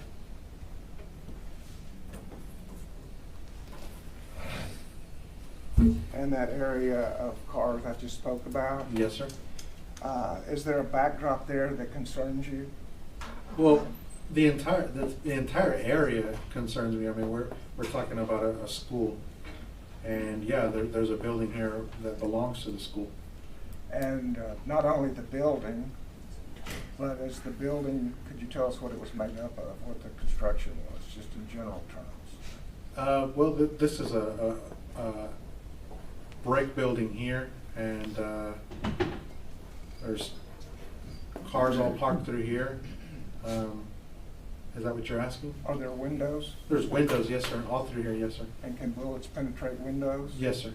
And after penetrating the window, is it still dangerous? Well, not only that, but you also have a building over here, buildings over here as well. From the position we're at, I mean, there's the line of sight. There's several buildings Okay. With windows? with windows, yes, sir. And did you come to know that this is a classroom, a building full of classrooms? Yes, sir. And it was a school day Yes, sir. Well, yes, sir. during school hours? During school hours, yes, sir. And if your men are here, that would be a backdrop to be concerned about? Absolutely, yes, sir. Would you send a round down that way with that backdrop? Not unless I'm certain, and not unless I'm quite certain that I'm going to hit my target. I definitely would be concerned with my backdrop for sure.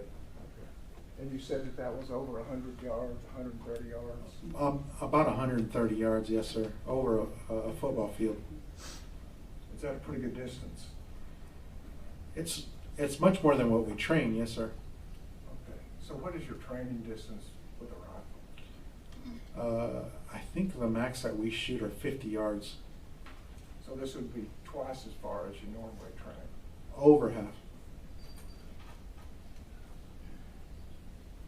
Because while you were there at that intersection, did you get any requests from your officer? Yes, sir, I did. Tell the jury what that request was.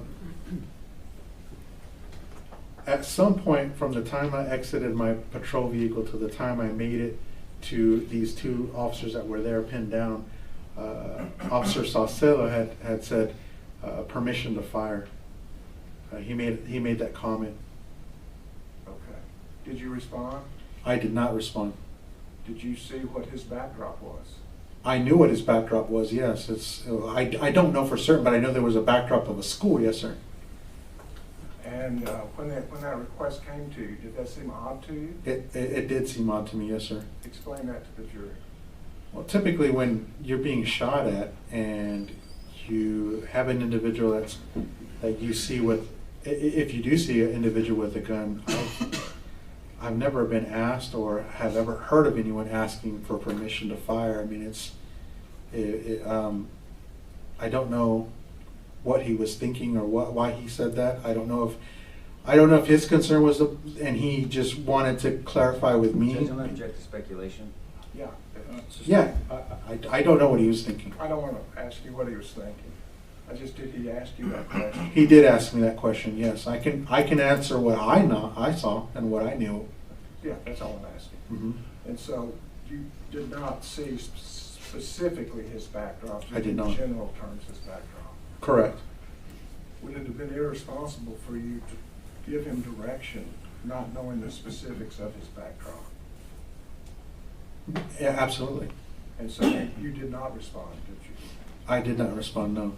Well, Or did you? I'm sorry. no, I did not respond, but the thing is that happened within 1 or 2, 3 seconds. I mean, you can clearly look on my dash cam from the minute I get there to a couple seconds is all it took for me to get in my vehicle because they were yelling at me. In between from then until I was also trying to comprehend what was going on. I was getting a lot of information. I was trying to determine where this guy was, and in the middle of all that, he says, I think I see him, permission to fire. And for maybe a second or two, then at that point, then I heard the individuals yelling, he's going towards the school, and left and drove towards the front of the school. Does that make sense? Yes, sir. Okay. Thank you. Now, before coming here today, did we also ask you to listen to the dispatch that occurred that first 6 or 7 minutes? Yes, sir. And were you able to listen to that dispatch? I was. And were you able to recognize your voice on that dispatch? As best I could. I have a pretty similar voice to Adrian Gonzales. Okay. And did you also, were you able to identify Adrian Gonzales' voice on As that? best I could, yes, sir. Yeah. I remember what I was saying on the radio, I think, is what I determined. You remembered what you said? Yes, sir. So that helped you identify your voice? Correct. And then you remember, or thing that you did not say would not be your voice? Correct. Yes, sir. And your voice is similar to Adrian's? Somewhat, yes, sir. Okay. I could see what a similarity was. I was trying to distinguish between the two. And when you previously listened to those dispatches, were you able to identify Adrian Gonzales' voice on the dispatch? I believe so. And may we approach him? Okay. You want me to push through them? Yes, please.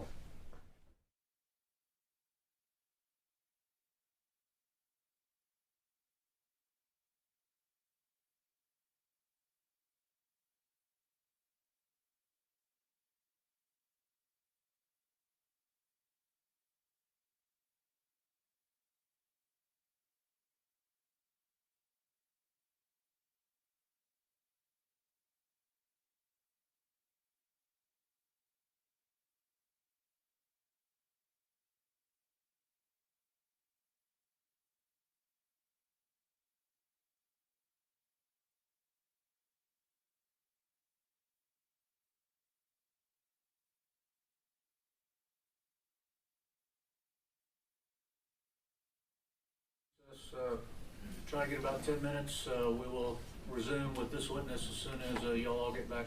Let everyone rise for the jury.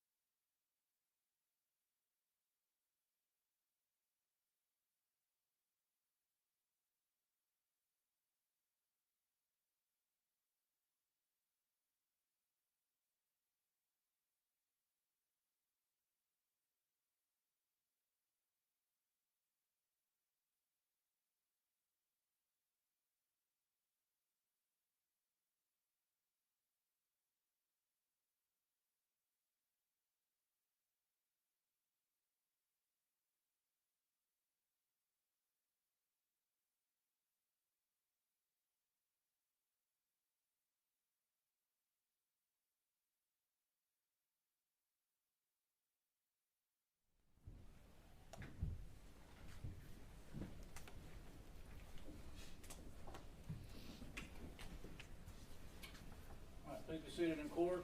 You may resume your direct examination. The state's office is 1039, 1039, and has been admitted, Your Honor, we now ask the claim for this witness so that he can identify the voices. All right, proceed. Thank you. Before we do that, I'm going to be referring to numbers of time on my document.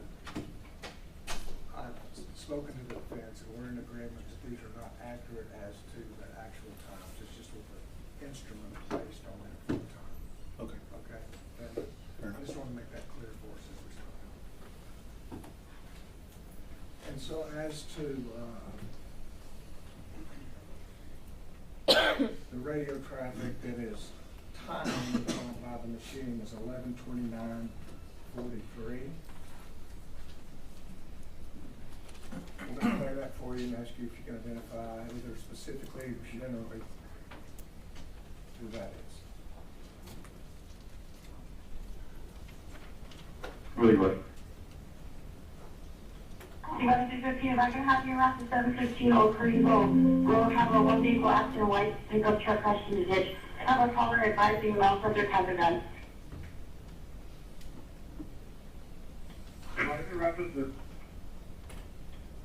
Really bad, shots fired, shots fired. Channel close.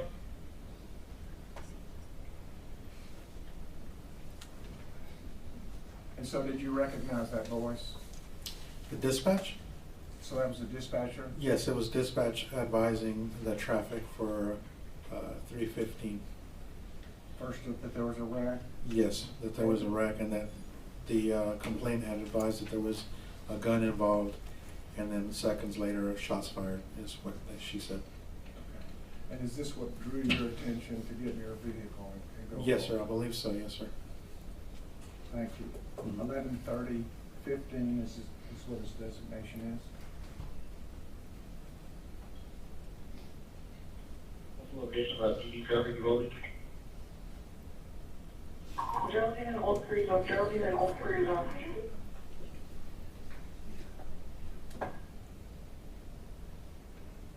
Do you recognize those voices? It's the dispatch advising the officer that had requested what the traffic was, which was to say what's going on. And if you don't know, that's fine too, but the officer, did you know who that was? It's been a number of years. Fair enough. Next dispatch. New advised that subjects jumped the fence, they're gonna be in the school.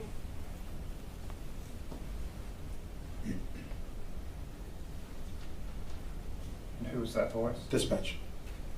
Thank you. The next one.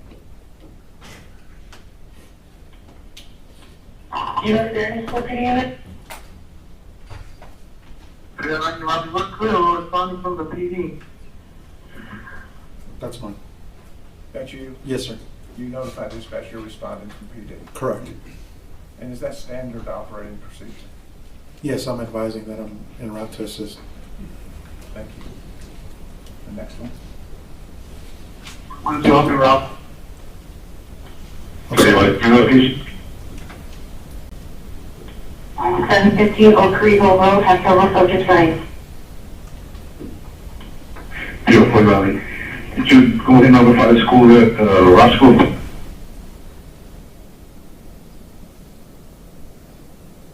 Is that an officer saying notify Robb School? Yes, sir. I believe dispatch was advising that there were several subjects running. Okay. And did you know who the officer was that says advise Robb School? I couldn't not with that clip, but there was an officer responding. Thank you. The next clip. Yeah, that's something to good officers. Good, yeah, you just advised you to go ahead and tell the school to shut down. So we're trying to make contact with them right now. That was me advising dispatch to shut the school down.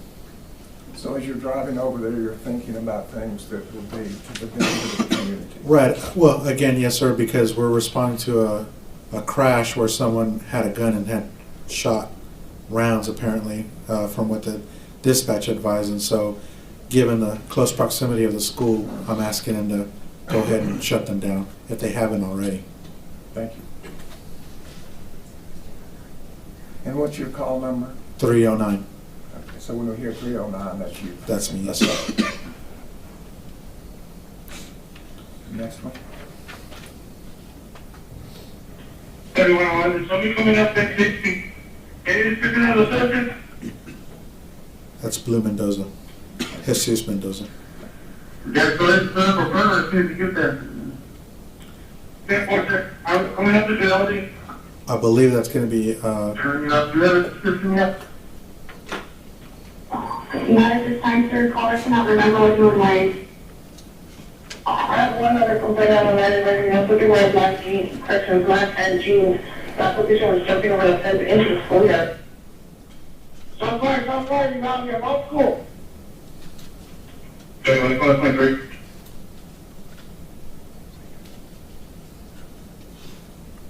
And so there's a description given, yes, sir, and that's by who? dispatch. And what is the description?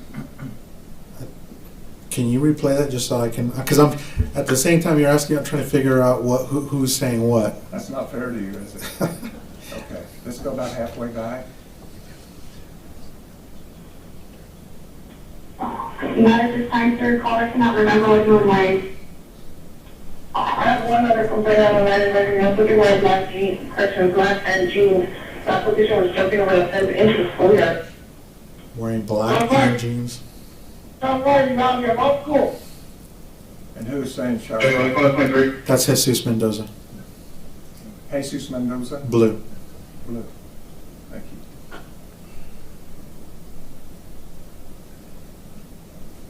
And the next one?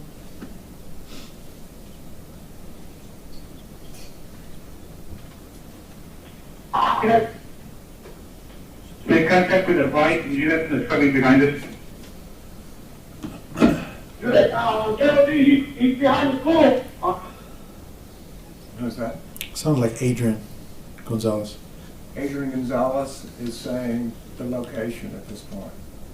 Can you replay that just so I can? Yes. Make contact with the right unit that's coming behind us. Geraldine, he's behind the school. Yes, he's behind the school, he says. Judge, pursuant to officer completeness, can they play the rest of that? It Yes, says please it's do. behind the school, supposedly wearing black. Can you please play the rest of it? I didn't know we turned it off, I'm sorry. It's turned off. Yeah, let's go ahead and finish it up if you're gonna ask more questions about it. Can you play the whole thing? The rest of it? Play it, play Or it did all. you, or did you clip just that part? No, it's the next call. That's the next call. We didn't Or, do that right. or you can play when you get when you get the witness, but Yes, let's, sir. let's proceed. Go ahead.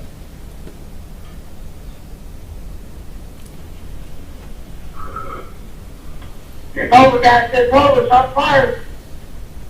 Stand back, we got fired. Stand back.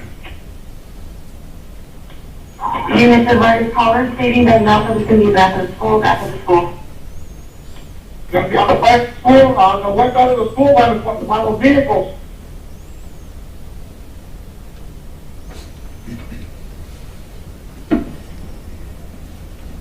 And who was it that said on the west side of the school by the vehicles? I believe that was Adrian Gonzales. Thank you. And Judge, that's the point where he says supposed to be wearing black, so can you play the rest of that? Well, once again, if you wanna play it when you get the witness, you can play it when you get the witness, but let's finish it up. And the next one? Supposed to be wearing all black, all black. That was Adrian Gonzales, yes, sir. And that's just on the same, it's on the very next segment, is that correct? I believe so, yes, sir.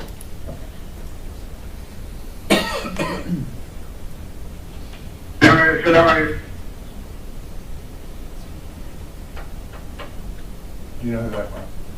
No, sir.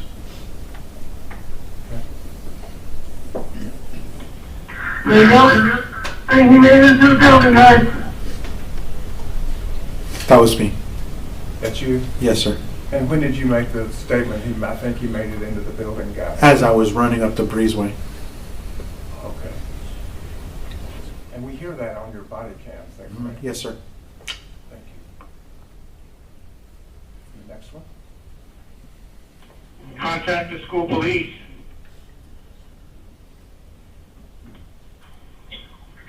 Three was up on Monday, the PD units are Robb School. 3-105 as well.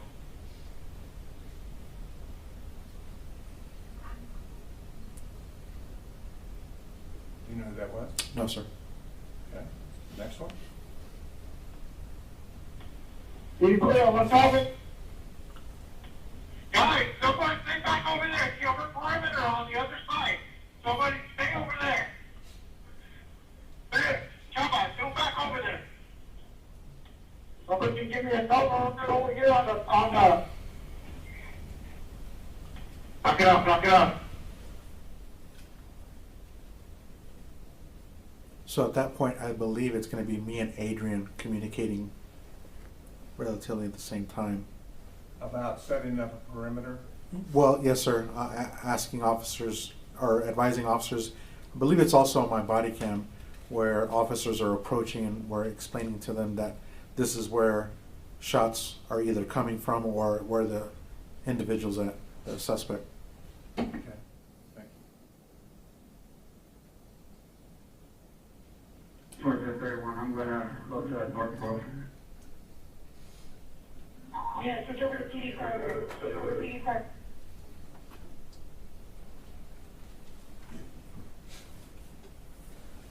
Were you able to recognize that? I don't, no, sir.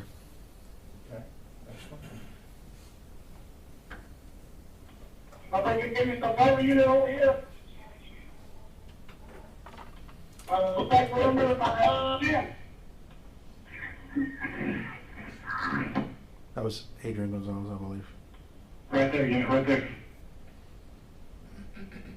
I need somebody come into a parking lot, 304. I believe that was Adrian Gonzales. And is that why you're saying give me some cover over here? Yes, sir. I believe he was trying to. Again, Well, you're I asking. just, what you said, what you took from what you said. Well, from what he's saying right there on the radio transmission, he's asking 304, which I believe is going to be Mariano Vargas. He's directing him where to go. Regarding cover for him. I don't.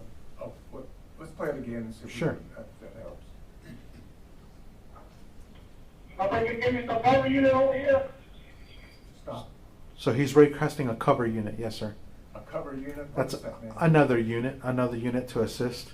And what does cover mean? So if I'm requesting a cover unit, it's backup, another unit. Okay, thank you. Next, go ahead and play it all the way. Back perimeter by Jim.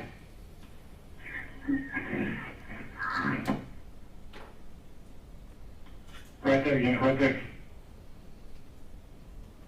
I need somebody come into a parking lot, 304.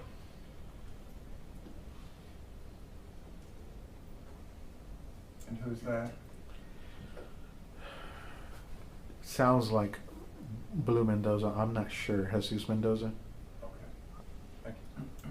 Next.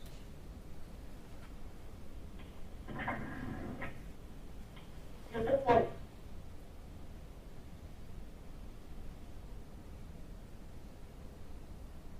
You recognize that? When, on the statement where Adrian Gonzales is asking 304 for cover, Mm-hmm. did that happen before y'all went in the building or after? That's going to be after, I believe. Okay. And were you already there? Yes, sir. If you, do you want me to answer that? Yes, please. So most of the radio traffic that you're playing is after we already went inside and then came out, and we're trying to direct individuals to where the incident's happening. It's unclear whether they know or not, but we're advising responding officers and where to position themselves and where cover is, where the best approach is. Does that make Okay. sense? So this is after you yell shots fired, get inside the building. Yes, it's after we already have entered the building and have come back out when we're asking for radio to break. You've already been in the hallway. Yes, sir.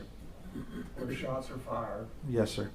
and there's shots that have gone through walls, Yes, sir. and you know it's classrooms Yes, sir. during a school day Yes, sir.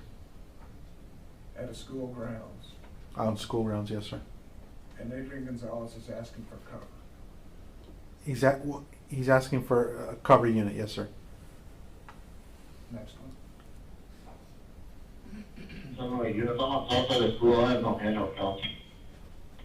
You may be inside the building. And whose voice was that? I don't know. I can't distinguish. Do you know what the statement was? No, sir. Could we play it again? That was a You may be 700. inside the building. I don't know who that chimed in, but a 700 unit is going to be a county unit. Well, what was the statement that was made? I believe he said he may be in the building. Is that what? Yeah. Is that what you heard? Yes. That's what I heard. You heard he may be inside the building? Yes. Does that indicate that at that point they don't know who's inside the building? Right. Yes, sir. I believe so. And who was that made that voice? I don't know.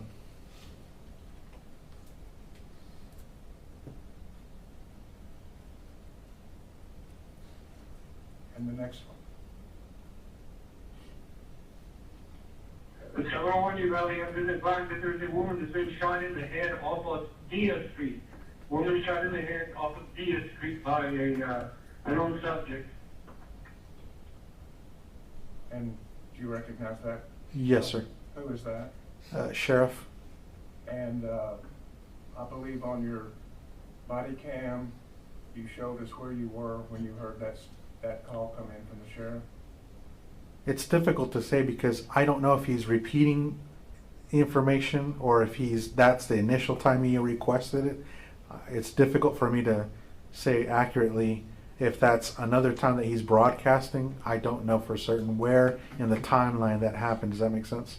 Sure. So you didn't hear the dispatcher yesterday say that she provided all of the communications for a 6-minute period of time?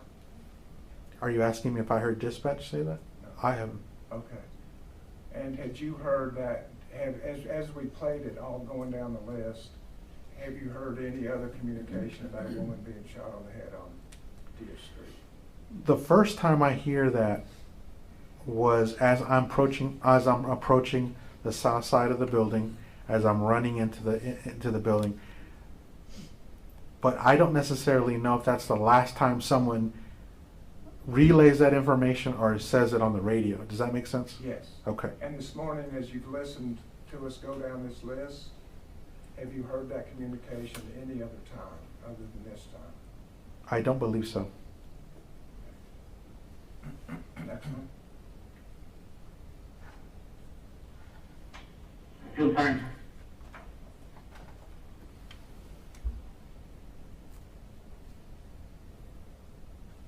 That was a pretty short clip. I have no idea. Thank you. The next one.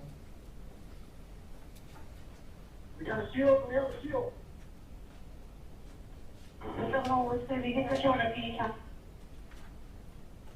Okay. You really are saying that he's possibly in the building on the 701 meeting here, got a report that a woman shot in the head laying on Diaz Street. The one female shot in the head.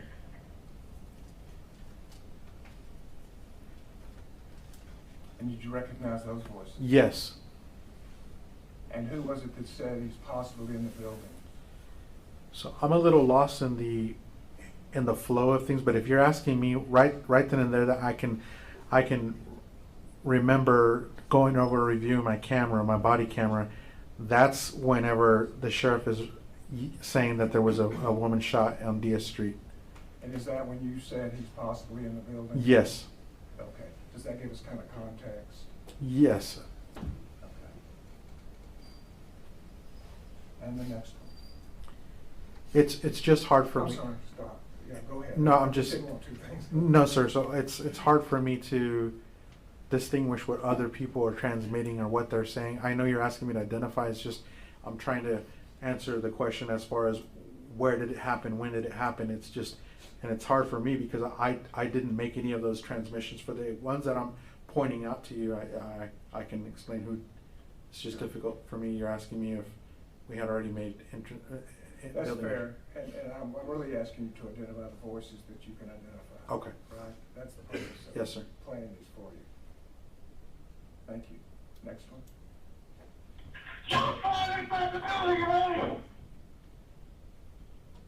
Excuse me.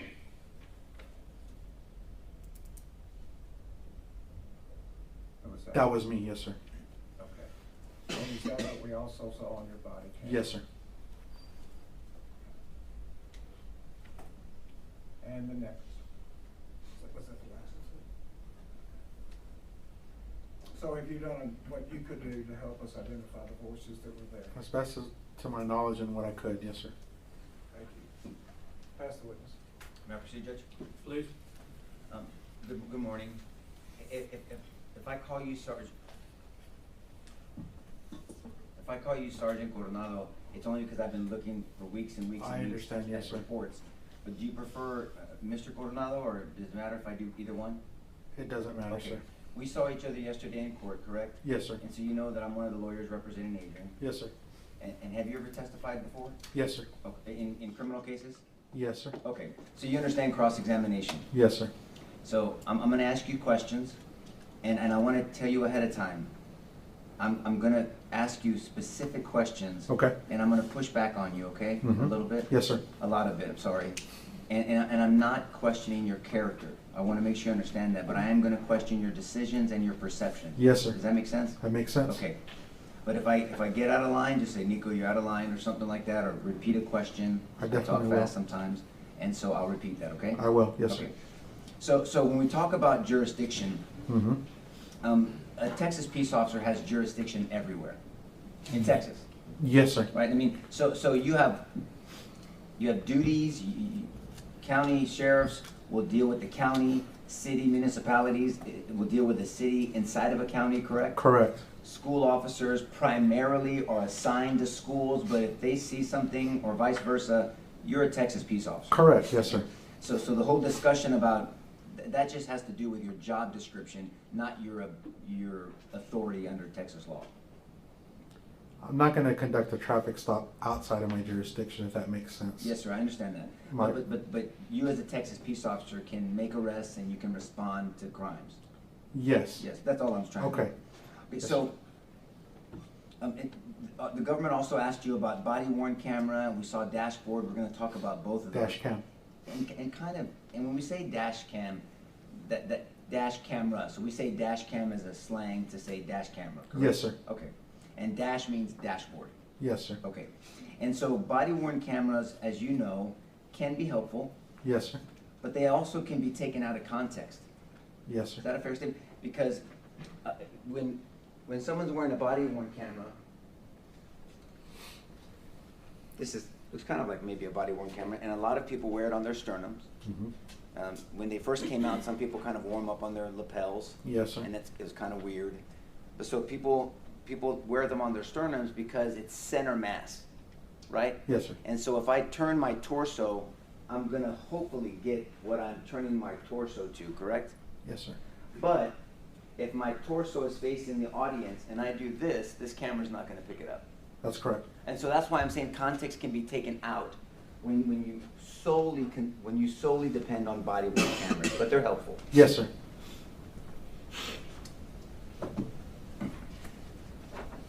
And so you were at your office on the day of incident. Yes, sir. And you were performing your duties as a sergeant and you were approving reports. Correct.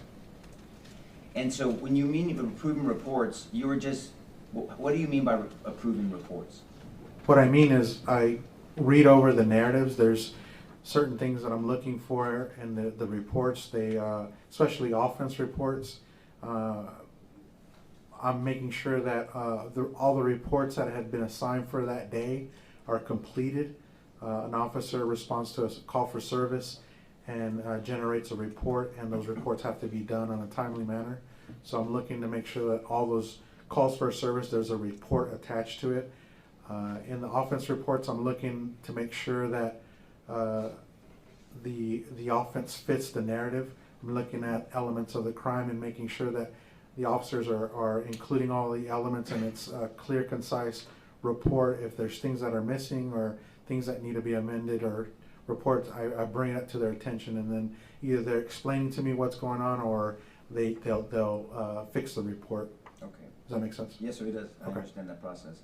And so you were also, but thank you for explaining it. Mhm. And you were also asked by the government about, did you have any family members at Robb Elementary? Yes, sir. But then you went through an explanation, and the jury's heard that Uvalde was such, I'm gonna say is still, such a nice, small-knit community. A close-knit community. Close-knit community. Yes, sir. So, especially in the Hispanic community, someone may not be your biological or familiar uncle, but you'll call people tío and tía for your aunt, even though, I mean, I'm half Hispanic, so I mean, I get it. But it's that kind of closeness there, right?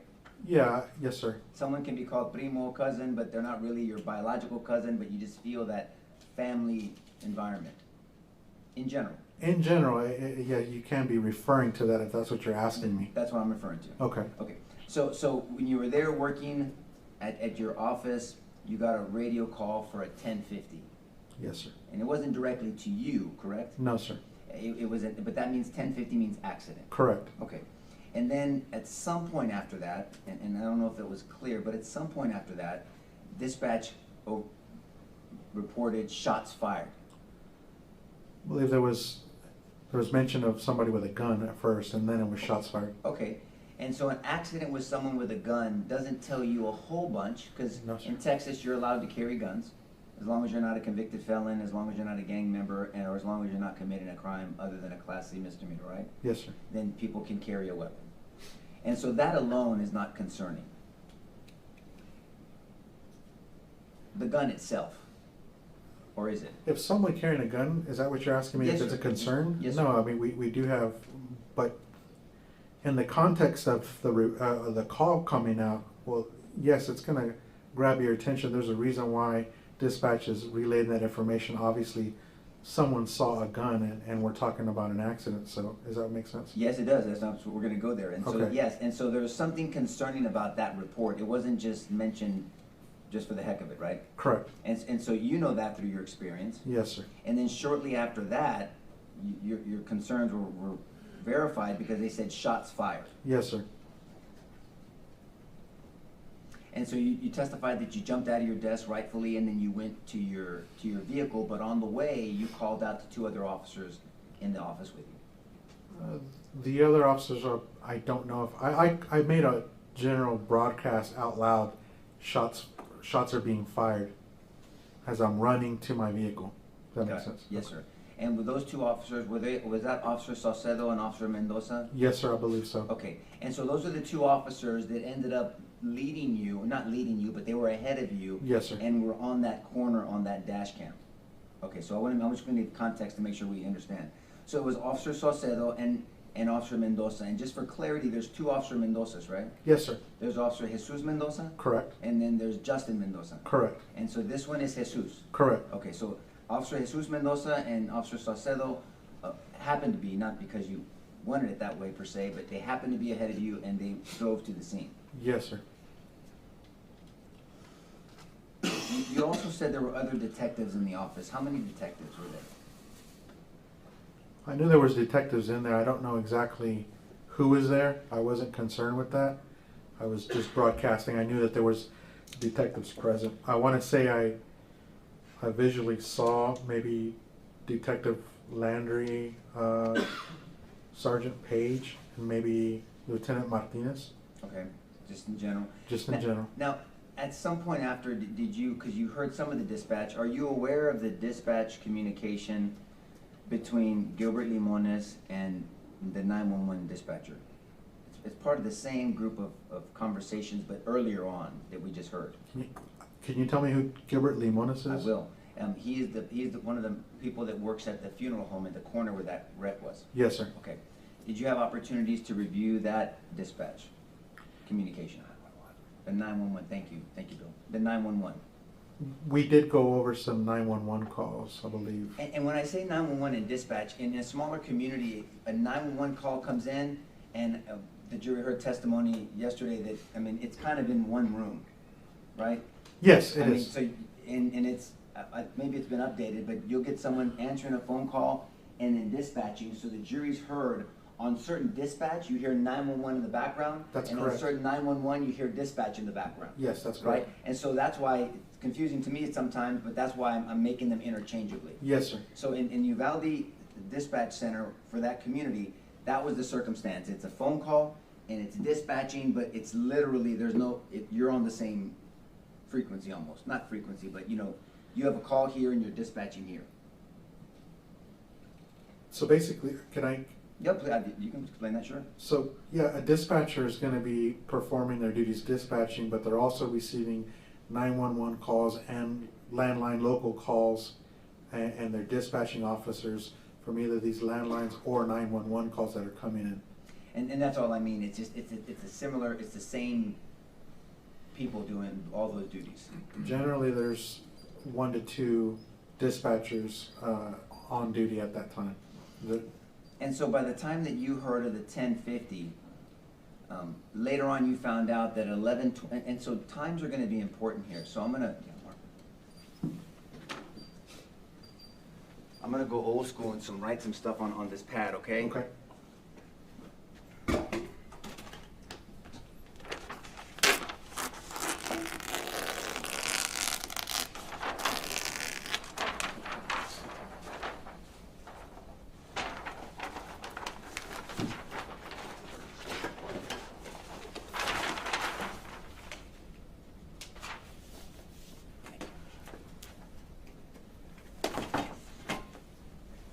Thank you. So at 11:29:05,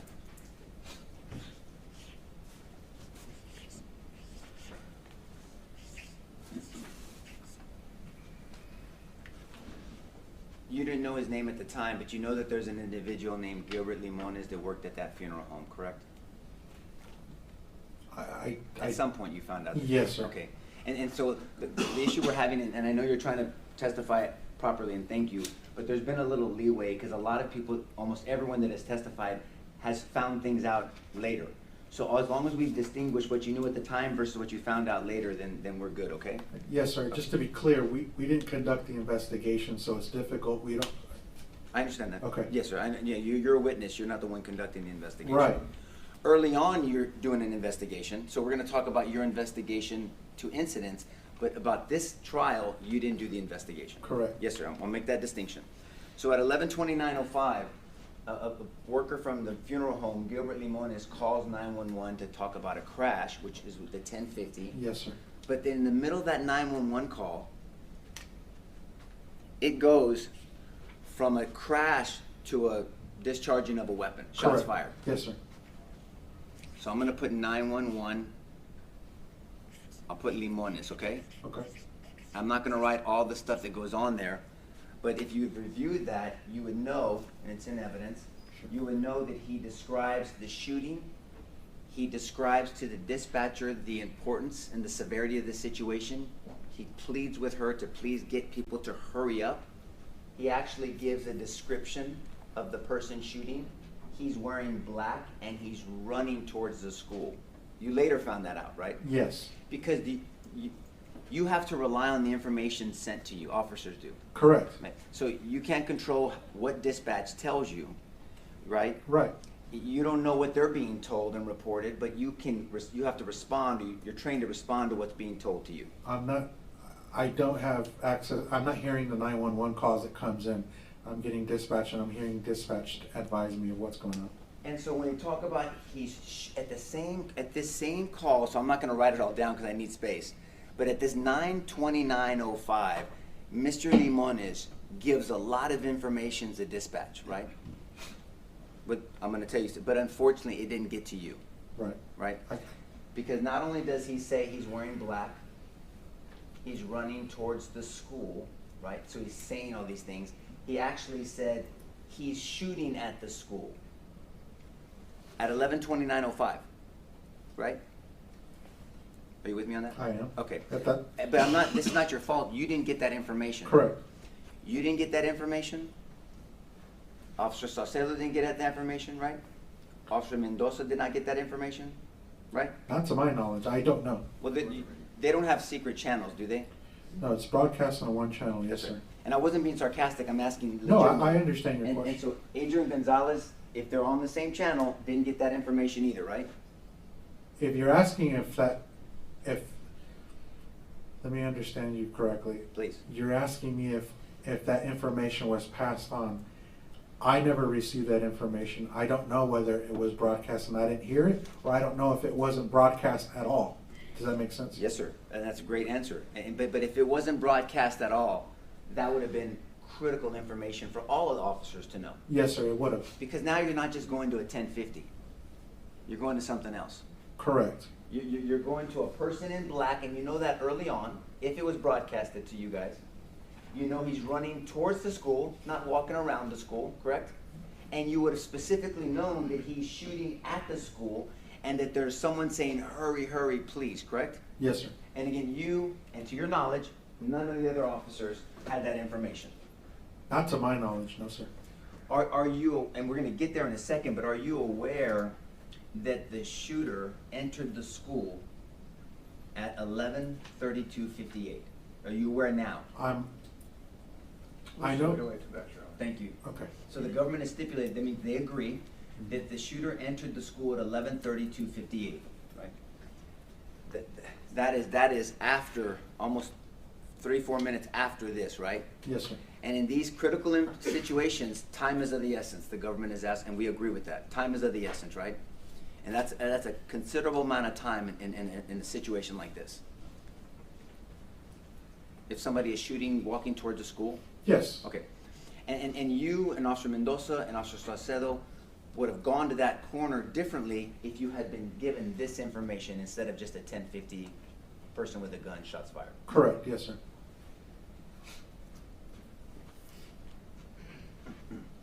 And so you arrive, and then Officer Mendoza and Officer Saucedo are already there. Yes, sir. Now,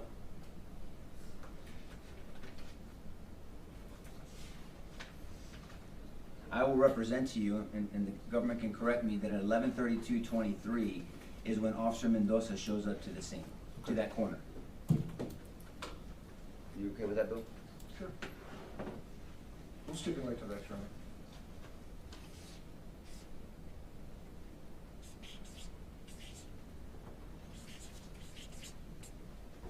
I'm just gonna put Mendoza. Okay.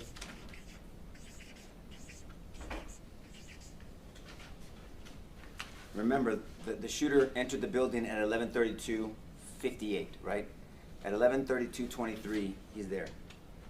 At 11:32:29,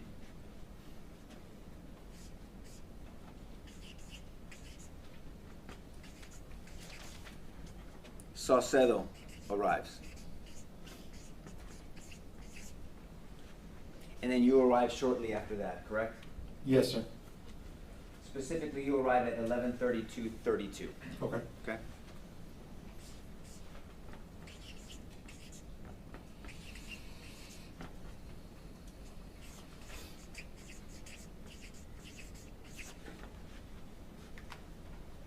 Now, when you arrive to kind of a chaotic scene, right? Yes, sir. We saw the video.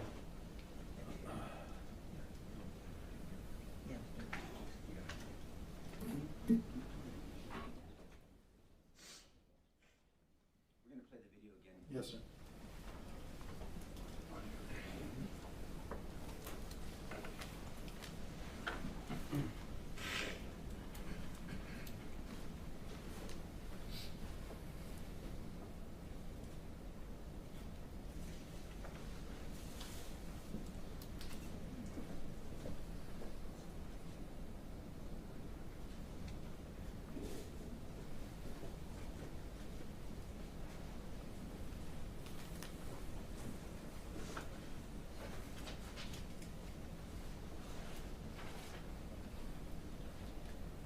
Okay, so, right, thank you, hold on one second. So, who is this over here? Officer Salcedo. Okay, now, we can see, because the government didn't ask you this, but I want to ask you, what weapon does he have in his hand? An AR. What is an AR? That's a .223 caliber rifle. AR-15, right? Yes, sir. Okay, and so that is what we can see, the barrel above him, correct? Can you play a little further so I can? Can you play a little bit further so we can see it? But you knew he had an AR. Yes. There it is, Mm-hmm. right? We see it. Yes, sir. Thank you for stopping. And so then we have, and is this you here, Sergeant? That is me.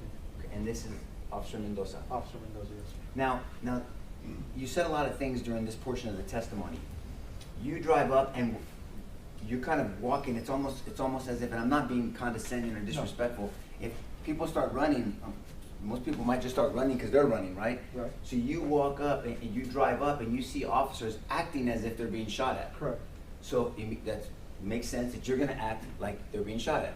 Well, not only that, but I heard rounds going off. That's important. So you heard rounds. Now, you know that shooting a gun can create an echoing effect, Yes, sir. right? Especially against a building with a high-powered rifle, it can create this echoing effect, and it'd be hard to tell where a shot's coming from, right? Is that Yes, true? sir. Okay. And so it takes you some time to orient Yes, sir. and to observe what's going on. And you testified to this jury that at some point you said, well, I'm not seeing evidence that we're being shot at, Yes, sir. right? And evidence I think you talked about were rounds bouncing, Correct. windows being shot out, Yes, sir. the vehicle taking fire. Yes, sir. Now, you know that a vehicle is not cover. Correct. It's mainly concealment. Yes, sir. And the jury's heard plenty about that. But cover would be like the engine block and maybe some of the area around the wheel, Yes, sir. the frame. And but Mendoza and Salcedo, and I'm not saying they didn't truly believe this, it's stressful, right? Yes. Would you agree that these shots, they sound very, very loud? Mm-hmm. You couldn't tell how close they were? No, sir. But at some point, Officer Salcedo, and you're getting it from both angles. So you're hearing shots. Yes, sir. You're seeing officers that you supervise acting as if they're being shot at. You think you're being shot at for a period of time. You're hearing from the funeral people behind you, which Yes. Mr. Limones is one of them. Okay. And then Officer Salcedo has a different view. He's looking around that side of his vehicle and he's looking at this side, correct? Yes, sir. And so he tells you, I think I see him, Yes. right? And he wants to take a shot. Correct. And in all of your training, there's not one officer, law enforcement officer, that if they believe that chapter 931 or 933 of the Penal Code is appropriate, meaning the use of deadly force to defend yourself or defend a third person, that you don't have to ask for permission. Correct. You want to make sure that you're factually justified, but you don't have to ask for permission from a supervisor. Correct.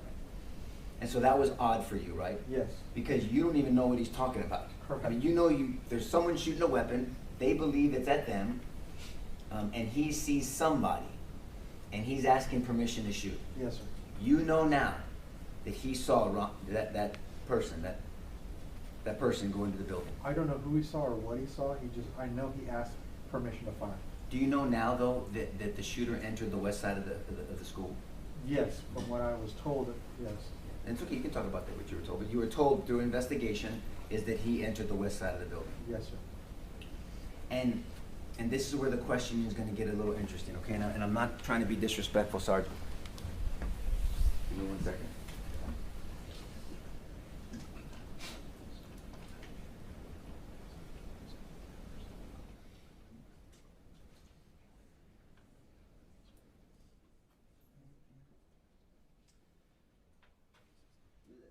Let me represent to you that before about 20 some odd seconds before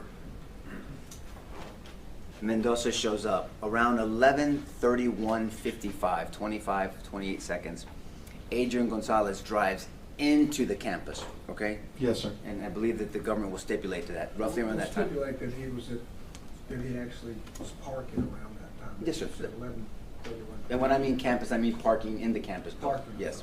So at around 11:31:55, and there's no way to get it pinpointed, Right. but in that general time, 11:31:55, Adrian is driven into the campus, and you saw his vehicle later on. You saw where his Later on, vehicle yes, was sir. parked. And he's parked in the campus, right? Yes, sir. And I'm not being disrespectful because you drove up to this.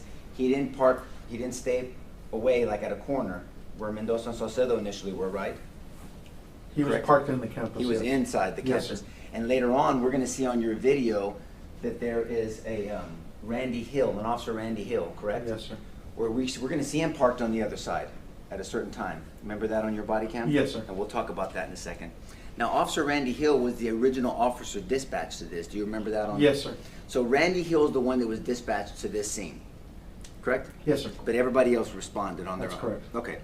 And so we have Adrian there, and at some point, at 11:32:09, the shots fired was Adrian calling out to everyone, shots fired.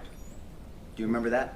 I remember hearing that, yes. Right. Where- You don't know the time. I don't, We'll stipulate that it was Adrian, but I believe his testimony was that it was. Well, if he knows. Saucedo. I know he did say But we'll, that. Yeah. we'll stipulate that it was Adrian. So, and it's okay. You're not a voice expert where you, especially over the dispatch. It's hard to hear sometimes, right? yes, sir. But the shots fired that you said was Mendoza, it was actually Adrian, okay? Okay. And the government stipulated that. Yes. And so it would make sense that if you guys are hunkering down and taking cover as far away as you guys were, that somebody much closer to the school would be taking cover for a period of time as well, right? Possibly, yes. Well, I mean, it can't be reasonable for you guys to take cover, but Adrian not take cover, right? Depending on where he was at, I don't know. Well, you know where he was at now. You know where his car was, right? Yes. Okay, so if he was around his car, kind of like you guys are around your cars, would that make sense? Yes. Maybe Adrian, closer to the shooting than you guys were, that he would be something doing what you guys are doing. Yes. And you later know now because school PD, well, you know this, school PDs, they don't have AR-15s. That's correct. And so Adrian didn't have an AR-15. No. And so at some point,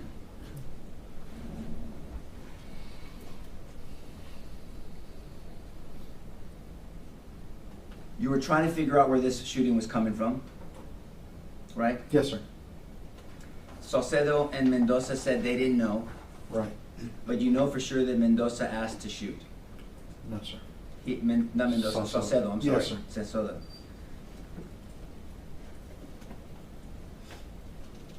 And you know now that there's no evidence that Mendoza and Saucedo were taking fire at that location. Do you know that now? If you're telling me if. Yeah, there's no evidence, there's no defects, there's no evidence. That's correct, yes. That area. That I'm aware of, that's why, yes, I testified earlier that I didn't hear anything. And so I believe you testified that these people from the funeral home are, did you want to say something? I don't want to cut No. you off. Okay, these people from the funeral home are yelling at you, and you're taking a bunch of information in. Yes, Well, sir. one of the things you believe they were saying was, he's running towards the school, right? Yes, sir. And that would be consistent to Mr. Limones' 911 call 3 minutes before this, saying, hurry, hurry, he's running towards the school, right? That would Yes, be sir. consistent.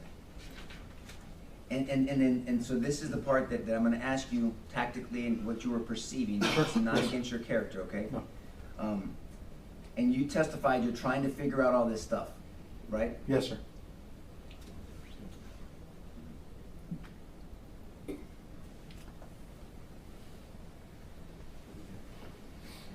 You can put that, you can put that down.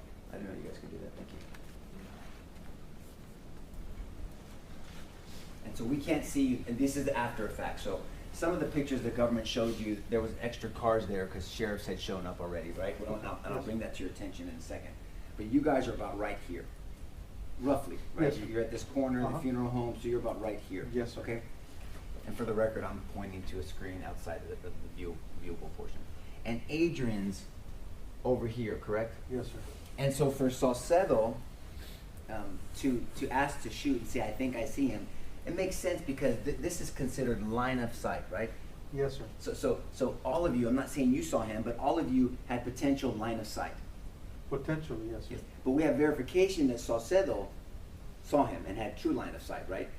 I don't know if you saw him or not. No, I understand that, but we have evidence of that. We have Okay. some evidence because he's asking to shoot somebody.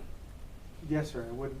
Yes, sir. And it wouldn't make sense for him to shoot someone that either wasn't a threat to him, that he didn't see had a weapon, or he didn't know was shooting a weapon, right? That would not be, you're not trained to do that. Correct. Okay, so if he's asking to shoot, he's asking to use deadly force. Yes, sir. And it would make sense because you guys are hearing gunfire. Correct. And they think they're being shot upon. Yes, sir. And you don't know this because it wasn't dispatched to you, but minutes earlier, Mr. Limones was telling the dispatch, send someone, hurry, he's shooting at the school and running towards the school, right? Right. And so, but Saucedo, and I'm gonna say Saucedo just for speed, he didn't take the shot, right? He did not shoot, no. So Saucedo had the opportunity, correct? I don't. To shoot this person. Well, if he saw him and he had an AR-15, that's at least an opportunity. Whether he's good or not with his weapon, that's a different discussion. The only reason why I say what I say is because later on, Officer Saucella advised me that he potentially had a teacher in the line of sight. Ah, I I'm don't glad know. you told me that. No, a ranger told him that. Since you brought that up, a ranger told him that was Coach Abraham, but it wasn't. way outside the ring. Well, I mean, he brought it up, and I let him do it. I don't know. I'll overrule objection. Thank you, Judge.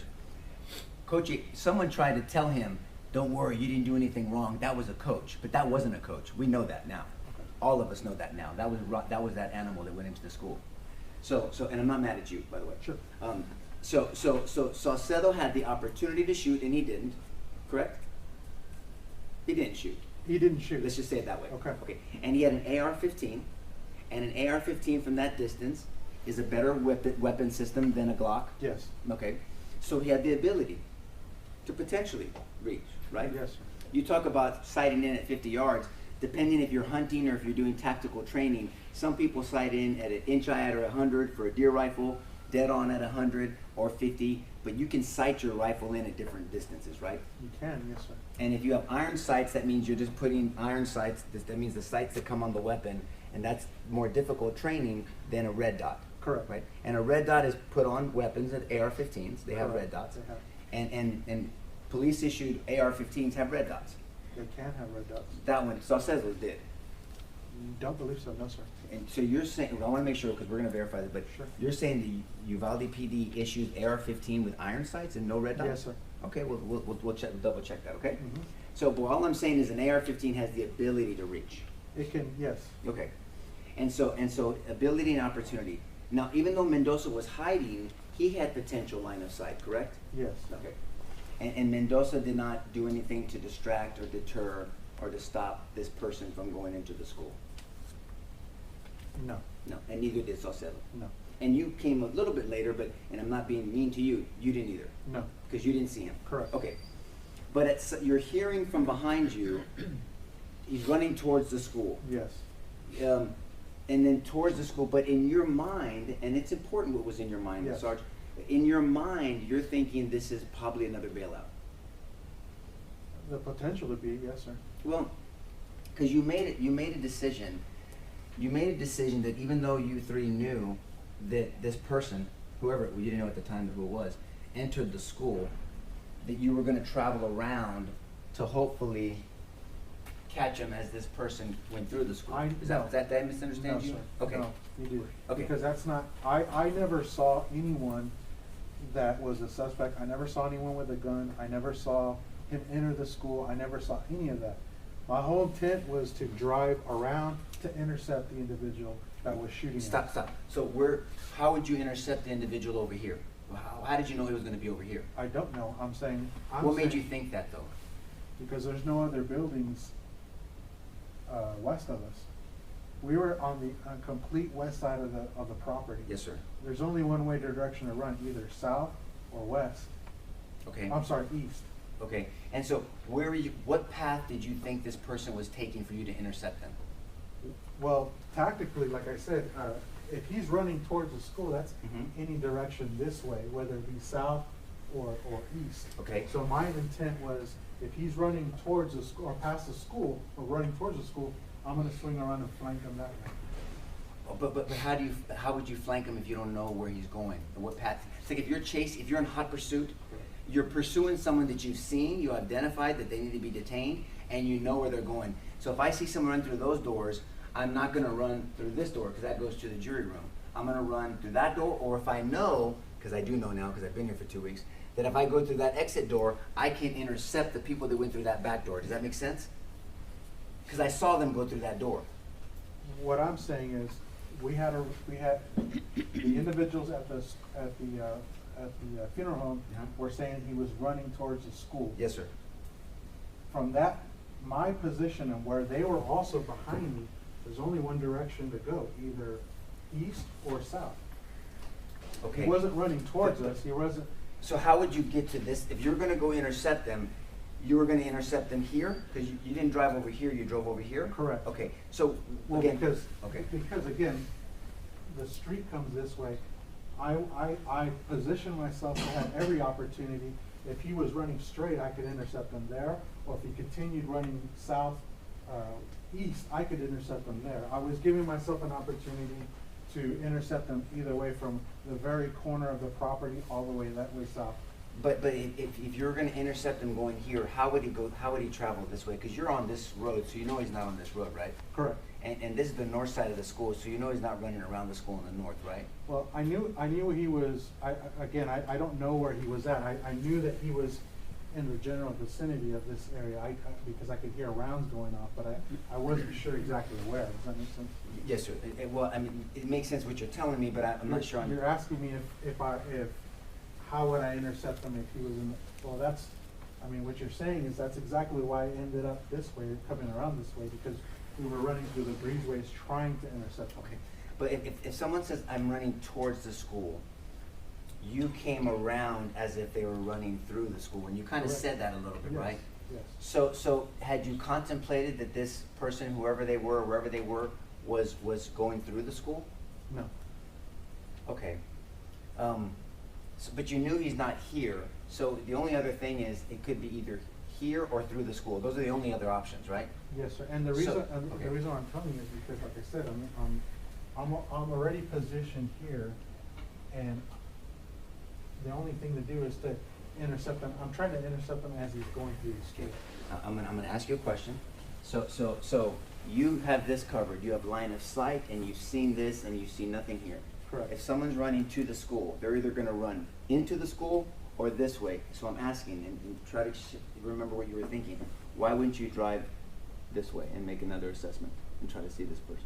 Well, because again, when they were saying he's running to the school or through the school, I was anticipating to intercept him that way. So if someone runs through the school, that means they have to I go was still gonna run through. I was gonna work my way through, which I did, pass through the school. But because there's a difference, through or towards the school. If someone's Yeah, there running is. through the school, they There would is, have. and that's why I'm saying I couldn't hear from that distance. I'm getting gunfire, and then I'm also having people yell at me. I have officers down, and I'm trying to get as much information as I possibly could. Got it. But still, you didn't make the decision to do this and drive No. to the, right? But that could have been a decision somebody Could have could have been, made. yes. Where you would drive closer, move up, go towards the shooting, because this jury and the government's made a big deal about training in officers. And the training is that you always run where? Towards the shooting. Yes. Towards the shooting, and the Yes. shooting was over here. And again, I'm not saying you should be No. prosecuted, by the way, I'm not saying any of that, I'm just saying, but you and the other two officers did not go towards the shooting. Well, we did do it towards the shooting. My whole intent was to, again, I'm not just driving because I want to drive or I'm hearing. I'm also being told that he's running through the school or to the school. So the only option is either he's running east or he's running south. So my best advantage point would be here so that I can intercept him one way or another. That was my intent. Okay, I understand. Well, was it ever, but he's either gonna, to intercept him over there, and I'll move on, because it seems like we're not gonna see, on this one, we're not gonna see eye to eye. He either has to go through the school or go this way, right? That's the Correct. only other way, because he's not gonna jump the school, and he's not here because you have line of sight here, correct? Correct. Okay, and so the three officers here did not go towards the shooting, right? Did not go towards the shooting? Yes, sir. Okay, and there was definitely shooting on this side, correct? And I'm not saying you saw him, because you said you No, I didn't, didn't. and I have no reason to not believe you. But then Saucedo did, it appears, we have evidence, we have some evidence coming from him that he saw this individual, because he asked to shoot him. He asked permission to Right. fire. And so you drive off, and we now know that he went in here. Yes. We now know that. Yes. And so, and then these Mendoza and Saucedo stay back. They stay back with the AR-15 and the other two officers together. They stay back. Okay. And you drive around, correct? And we saw your body Yes. cam. Okay, I just want to make sure. And we can see, can you switch the picture, Jason, please? Where we see Adrian's car? The next one, with Adrian's car? Okay. And so now we've moved up closer, and we can see where Adrian's at. Now, you didn't know Adrian was over here, right? No. Okay. But you can see, they're not contesting this. 100% Adrian has zero line of sight, correct? Mhm. Is that true? Is that yes? He has no line of sight from here. Well, Nobody. from there, no. Right. And so you guys are here, and even though you're on the side of the shooting, you did not see the shooter? No. And I believe you, by the way. And you couldn't tell where the shooting was coming from for sure. Correct. And you're on the side of the shooting. Correct. Adrian's not on the side of the shooting, right? Right. Doesn't it seem unreasonable for someone to expect Adrian to know where this shooting's coming from, but you guys not to know where it's coming from? Doesn't that seem unreasonable? Not you, someone else. Me? Bill, yes. And Christina, be fair. Yeah. Right? That would be unreasonable to you, right? Yes. Okay. Because to put on this person here, Adrian, by sound, with no line of sight and no opportunity nor ability to know exactly where this shooting's coming from and to run to the shooting, but three officers, again, with potential line of sight, Right. one of them having them, on the side of the shooting. They did not run to the shooting. But ignore them and focus on that. That doesn't seem reasonable, does it? No. I agree with you.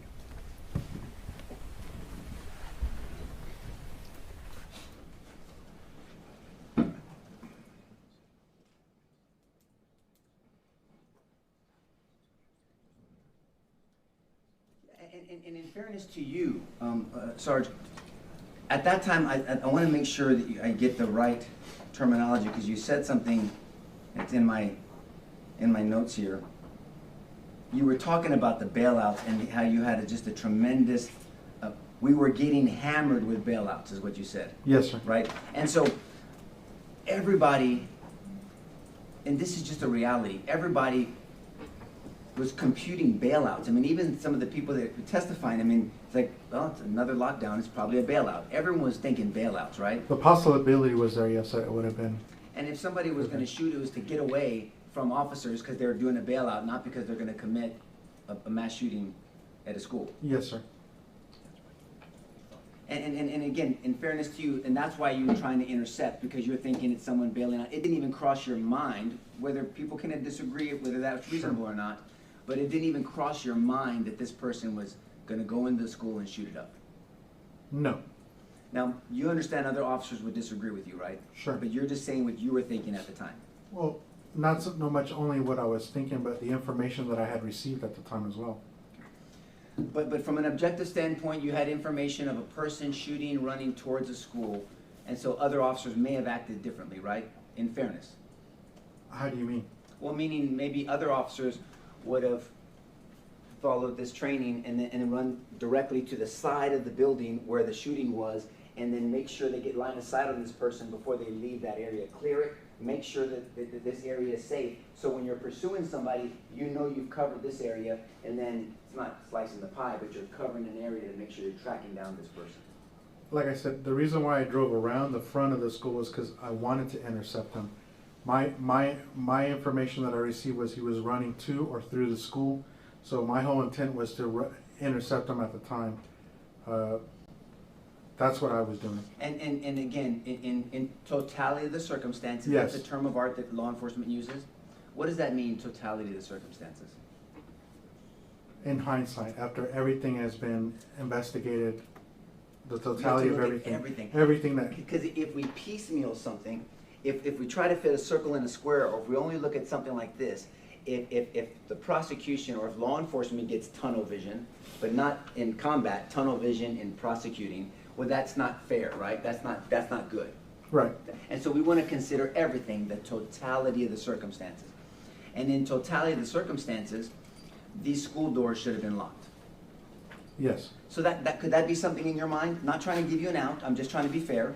That in your mind, well, he's not going to get into school because it's supposed to be locked. So let me try to be creative and try to track this person down, right? Would that not, that wasn't in your mind? Sure. No, I mean, again, my intent was to catch them. to catch them. And you made a decision to go the north side versus the south side of the. Yes,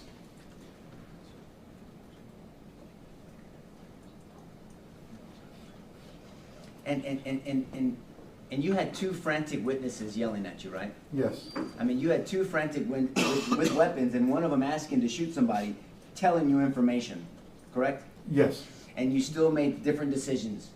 Because you had somebody say, I want to shoot somebody on the west side of the building, but you still drove north. right, yes, sir, Okay, so you took all that in when you made your assessment. yes.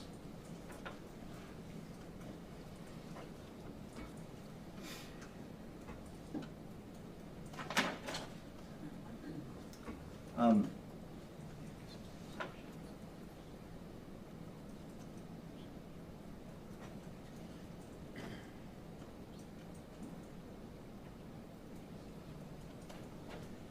Okay, we're gonna play your body cam again. Can we get back up to the, not body cam, I'm sorry, dashboard. And I wanna direct your attention to something as he's getting it ready. So when you leave Saucedo and Mendoza, they stay at the corner, correct? So we'll stop here 1 second. I believe one of them or both of them follow me, because after looking at the dash cam, I think I see them on the front of the school sign. Well, if a Texas Ranger is gonna come testify that they stayed there for a period of time and not follow you, then we'll just defer to that? Okay. Okay, so we'll just defer to that for now. And I'm happy to be corrected, but I don't think I'm wrong. So you leave, and we're gonna see that with the AR-15 and so they're gonna stay here, but you're gonna be driving north, and you're gonna come down Geraldine, and I wanna direct your attention, when you make a turn to the front, there's already a police officer. So while all this is going on, there's a police officer out of his vehicle just standing there on the corner. Okay. Did you remember that when you saw it the first time? Yes, I saw patrolling. Do you remember who that is? I don't. Would it be Randy Hill maybe? Could be, yes. Probably. Okay, let's look at it, then we'll talk, because I want to make sure that your Sure. memory's refreshed. So all this is going on. You're yelling at someone over here, right? You're looking, you're scanning, observing.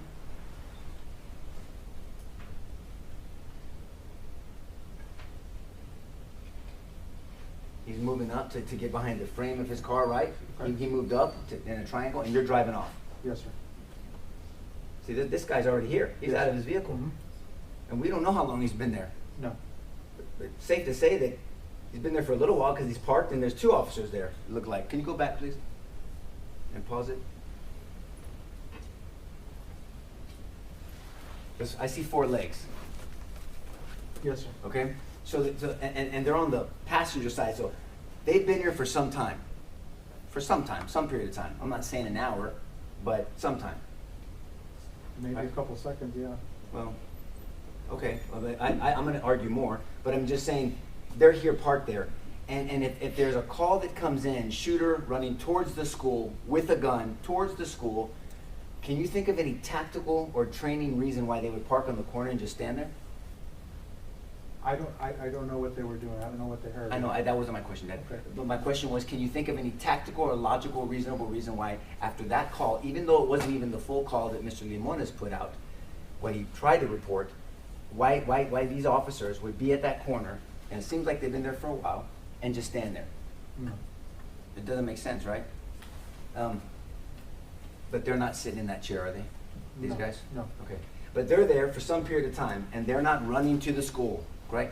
And I guess the government can call them if they do or don't, but we can ask them what they heard and why didn't they run to the gunfire, Yes. correct? But they didn't do it. We can see that. Right. Okay, can you please play it? But you are. Look at you. You're going quickly.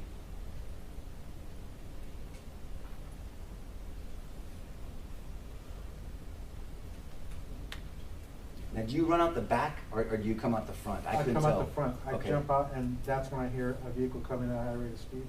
I could hear it down the, and then Chief out on the pool side. Who's that? Chief. Okay. Where are you at this time? I was trying to figure that out myself. Yeah. Can we pause, please?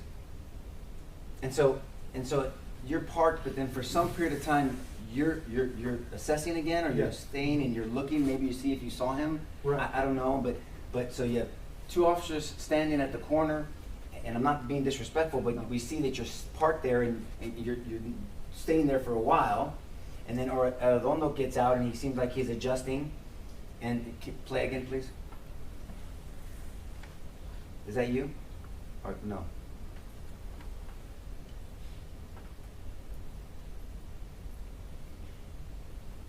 Well, I'd say that's me over there. Here? No, in the front. Okay. Can we pause, please? Now, there's a number of officers here, right? And not all of them run with you and the chief. I believe that's Officer Salcedo. No, I understand that, but none of these people make it into the building with you and the Not- chief. Not that I'm aware of, no. So they obviously won't run into the gunfire either. I don't know what information they have. But if they were with you, then they would have been, I mean, and ahead of you was Paige and Adrian. Yes, Ahead of you. yes. But these people weren't behind you, so they didn't follow you to the fourth grade building. They didn't follow me in chief, is that what you're? Yes, sir, that's what I'm Okay. saying. And so my point is, they weren't running to the gunfire, obviously. They were doing something else. The gunfire was at the fourth grade building? Yes. And Well, the west, building that was on the west side, I don't know if it was the fourth. that's the fourth grade building. The west side, south side, east side, north side. So, Okay. but these officers, they're not with you, chief, and they're definitely not with Adrian and Sergeant Page, right? Right, yes. Now, other officers come in from the other side, but there's a number of officers. Can you keep playing, please?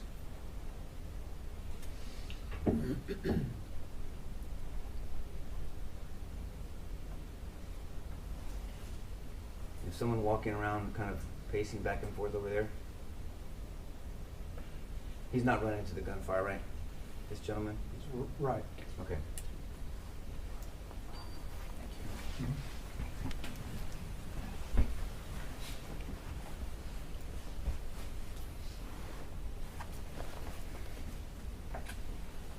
And so you know that, and then at some point, matter of fact, at 11:32:59, let's do 11:32.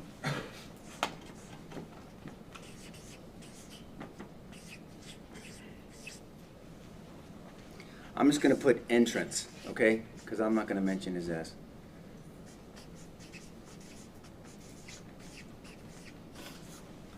This is when, this is the entrance, right? Okay. At 11:32:59,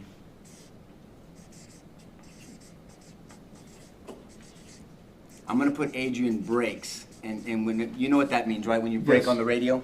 He's trying to transmit something. So almost simultaneously, as this shooter is entering the building, Adrian has done some assessing like you guys are doing in the corner. Correct. But he's doing what the training says to do, communicated. And he says, and he can't see, right? He doesn't know when this guy enters the building. We saw that from Right, line of yes. sight. He says, gonna be on the west school, on the west side of the school by those vehicles, supposed to be wearing all black, all black. So when you hear someone say supposed to be, that kind of gives you the impression that they don't know, someone is telling them something. Well, supposedly, Jason is gonna did this, right? Because that's what he told me he did. And that's consistent with how Adrian was relaying messages, right? Yes, sir. You know now that he was with a special ed assistant aide, right? Melody Flores? Do you know that now? Yeah, he mentioned something about being with a teacher, right? Right, so yes, in the investigation. Yes. And so he's dealing with the teacher, a frantic individual, kind of like Mendoza and Saucedo were frantically, everybody's frantic. This is, Yes. I'm not ragging on that, that's reality. And so he's dealing with her, trying to get information. 50 seconds earlier, when he heard shots fired, didn't give a description of where they were coming from, right? We heard the dispatch. Right. Because you can assume he didn't know because he can't tell where they're coming from, right? Fair enough? Fair enough. And then he gets in touch with Melanie at this scene, and he's taking cover like you guys were. And he's getting information from her. And she's saying things, and you didn't hear her testimony, whether she said south building, west building, running this. and he's trying to take it all in. Yes. And then as soon as he gets a picture of what he thinks is going on, he relays it to everybody, right? Yes. But unfortunately, it's not his fault, but unfortunately, it's almost at the same time as this person is getting into the building, right? Sure. He can't see him, but he's relaying the information. Supposed to be wearing black. Supposedly wearing black, right? You heard that. Yes.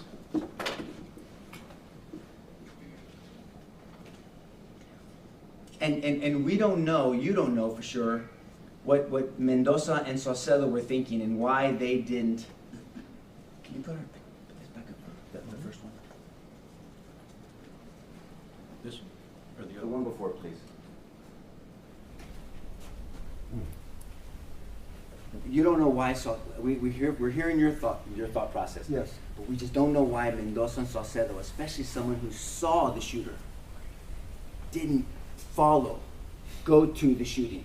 But not just go to the shooting. You don't have to guess. He saw the shooter.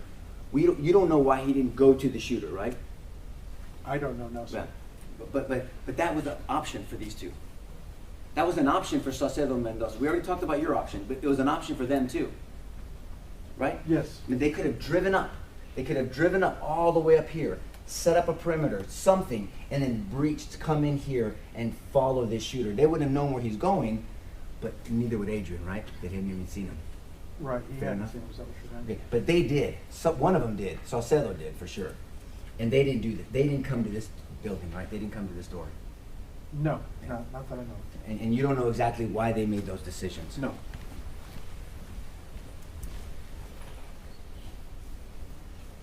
But in talking about school safety, you know, it's policy. It's policy that these school doors have to be locked. Yes, I mean, that's usually what happens is all the schools are the exterior doors, interior doors are locked. And as we said earlier, time is always of the essence in these situations, right? Yes, sir. And so if somebody is coming to a door and they have bad intentions, and there's officers, you wouldn't have known, but there's officers line of sight on this person. And if that door was locked, it would have been one of these situations which would have given you time to see him, right? Sure. Saucedo more time to reassess his decisions, and Mendoza to pick his head up and at least do something. Somebody could have distracted, deterred, delayed, or stopped that guy from Yes, sir, getting could the have, yes, sir. One of these three, including yourself, one of these three that had line of sight could have stopped. If that door was locked, it would have given you precious time to make a better assessment and for Saucedo to act. For sure, yes, sir.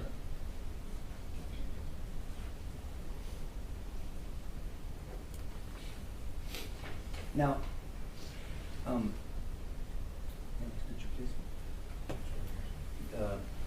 we see Adrian's car? Yes. Would you agree with this, Sarge? That's fine. That's fine, Jason. We'll do both. That in the initial call, someone's running towards the school with a gun and shots have been fired. Adrian goes into the eye of the storm. Would you agree that this is a lot more dangerous than being over here? Sure, yes, sir. So Mendoza Saucedo set up perimeter out there for whatever reason. You just respond to what you saw. But Adrian didn't set up out here, right? He drove into the eye of the storm. He's driving into a shooter running towards the school. Where does he drive towards? He drove into the school. Into the school, right? And so he's here. So he's placed himself in danger, correct? Yes. And he's making his assessments, and we've talked about that already. But then at some point, you know, and we can look at the videos, Sure. because we can see on the funeral video, that at around 11:33, Jason? 11:33:07? What is it, Michelle? 11:08? 33:08? Are you talking about Page? Page. Yeah, 11:35:07. Okay. He's driving up, right? Because your body cam turns on at 11:35:10. Mhm. That's going to be important. But at 11:35:08, Page is driving up, right? Right. And then at some point, Adrian leaves his cover of his vehicle, and because Page parks, we see in the videos, and we'll show him again, pictures. He makes movement to Page, and there's contact with Page. And we're going to hear from Page, I'm sure, today. So he makes contact with Page, right? Because the government just asked you about those pictures and who's standing there, it's Sergeant Page and it's Adrian, remember? Yes, I did see the two officers there, yes. Yeah, that's all I'm saying. I'm just kind of setting the tone. So at some point, Page drives in, literally almost at the same time around, you put your body cam on. Okay. And you told the reason why, but it would have been very, very helpful if you had your body cam on earlier, right? Yes. Because then we could have heard exactly what the funeral people were saying to you guys, right? Potentially. Potentially. Right? We would have heard Saucedo, and maybe he said more than just, I see him, I really want to, he could have said other things, we don't know. You just remember him saying, I think I see him, I want to shoot. Permission to shoot, Yes. right? We could have heard maybe potential what Mendoza was saying, right, and what he was thinking. Potentially. And then heard shots. Yes. And also, you know that Officer Jesus Mendoza had a body cam also. Yes. Okay. And so we're hopefully going to see those. But do you know now that Mendoza's body cam wasn't turned on the corner also? Do you know No, that I now? don't know. You don't know that. Okay, I- we'll let that come about. So, but at some point we see you running up, Yes. and Adrian has made he's left his cover of his car, and he's come to meet, because he sees Paige, right? That's backup, and he comes and sees Paige, and they meet up here. And do you remember, if you remember, as you're running, they're already walking towards the school. Do you remember them moving towards the school when you looked at the video? Yes, I believe they were. They were moving They towards the beat school. me towards the south entrance of the school. Well, yeah, they darted in when they heard those shots. Yes. And you know that by the time those shots, and we heard the audio, but the body cam's on us right here, so it sounds loud to us. But out there, you were a good distance from Paige and from Adrian, Yes, right? I was. And do you know now that in their interviews, they didn't even mention hearing you or seeing you until Yeah, later? that makes sense, right? Yeah. So they were reacting and responding on their own. They heard those shots, and we look at your body cam, and 1 minute your arm's in the way because you're doing what you're, doing appropriate stuff, and then it comes up and they're already in that school, right? Right. So Adrian puts himself in danger by driving in the eye of the storm, tactically comes out and meets Sergeant Page, and then when they hear the shots, the same shots that you heard, before you know it, they sprint into the school, right? Yes. And they're ahead of you, and to your Yes. credit, you and the chief follow. Yes. And we see Adrian with his gun out, and he's in the hallway, correct? Yes. And we see Sergeant Page at times over here. Yes. And we saw the smoke. When you walk into this hallway, there's smoke because after a lot of rounds in AR-15, the gunpowder makes smoke, right? Yes. And you would agree that this hallway, and it came up a lot yesterday, but it's important, is a fatal funnel. Yes, it could be. right? Yes, sir. Because it's a narrowed, exposed situation Correct. that puts the person in high vulnerability. Correct. Right? High vulnerability meaning there's no cover. There's not even concealment except for those little niches. Every once in a while, there's a little cover. Yes. But him and Paige and you are exposed. They're Yes. in the fatal funnel. And then even after we saw in your body cam, even after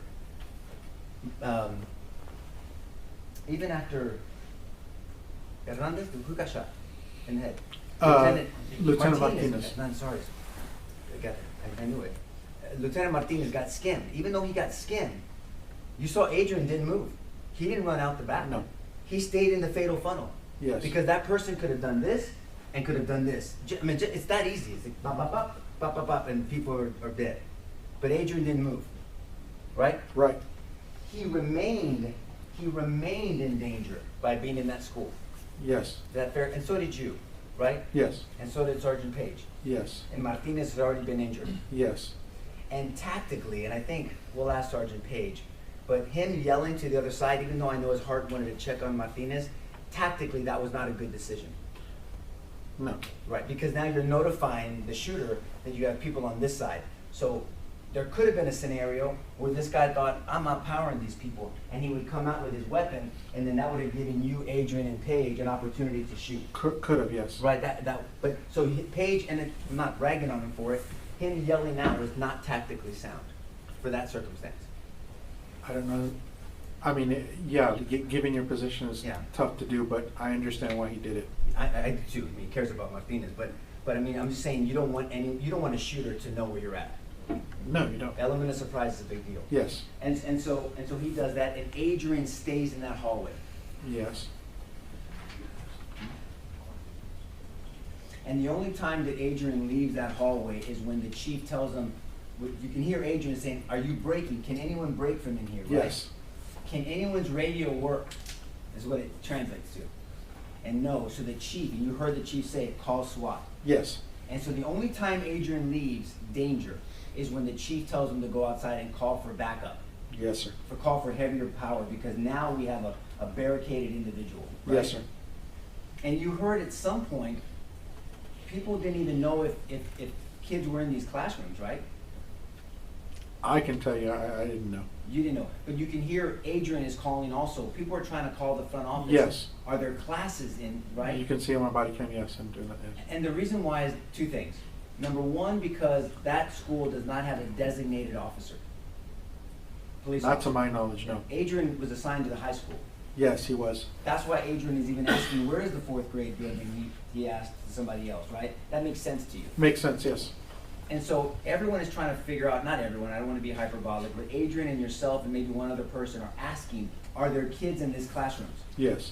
Another factor is because there was a special day, it was end of the school year, Yes. and there was award ceremonies going on. Yes, sir. We had heard of award ceremonies going on in the high school, Yes, I believe the high school was doing a picnic or something. yeah, at Mexican Park. Yes. That's a slang, that's what you guys call it, Mexican Park. And then over here, there was award ceremonies going on in the middle school as well.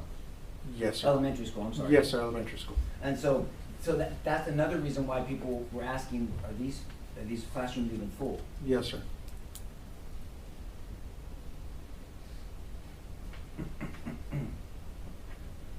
But it made the situation even more dangerous because at some point, Adrian, Sergeant Page, and yourself, Sarge, you see sheetrock.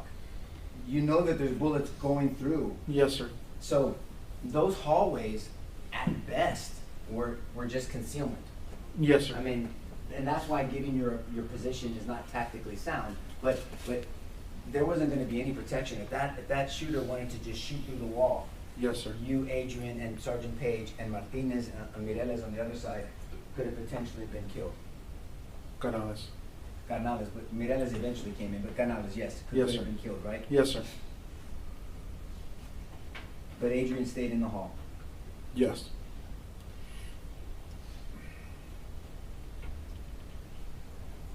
And we noticed that all the other people that we saw on your dash cam, the ones behind you, they didn't end up in the hallway, right?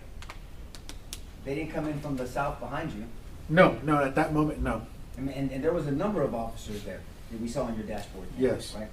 And so you knew who was on the other side, Martinez and Canales, but those officers, we don't know where they were. Well, to be fair, I didn't know exactly who was quite a distance on the other side. I didn't know who was there and who was not. I know that Adrian was on my side and Pete was also on my side and Paige. Yes, sir. But all I'm saying is, when we saw the dash cam, those officers, they didn't make it into the building. Not behind me, no. Yes, sir.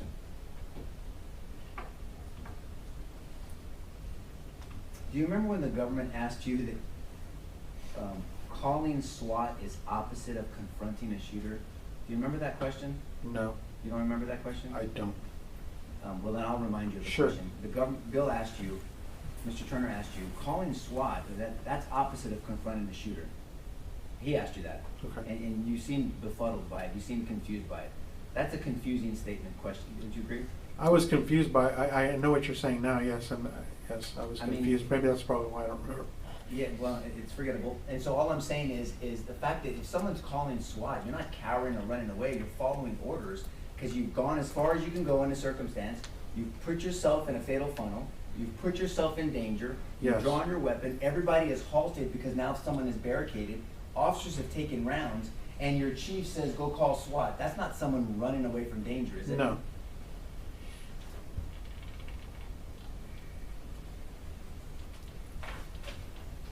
Did you ever see Randy Hill make that call? Because he was Which the one call? assigned to this call initially, right? The one in the corner? Oh, yes, sir. I mean, the one standing outside his car when you drove by? If that was him, That's Randy Hill. okay. One of them is Randy Hill. Did you know if he ever made the call? Did he ever get to the building? Did he ever? I do not know that. I don't know.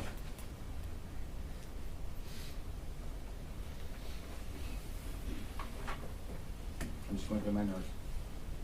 Now you said something in the video, or someone did, maybe it's not you, so please correct me. So we have him contained. Yes, And he was contained, right? yes, Because technically, if if you initial officers, you 5 at the beginning, Correct. didn't go into that hallway, he technically could have not only focused on 112 and shot those other children that made it, he would have been focused on doing that. He could have been distracted by you in the hallway, right? Yes. He was so distracted that he came out to shoot some of you. Yes. So you, yourself, Paige, Adrian, Martinez, Canales, the chief, you guys had distracted him from continuing his carnage, right? To continuing doing what he was doing. I know he shot at us, yes, sir, and stopped, and he stopped shooting, I guess. And there's no way for him to know when or if you guys were going to breach. No, he right? did not know. So that could have been on his mind, right? Could have Sure. been.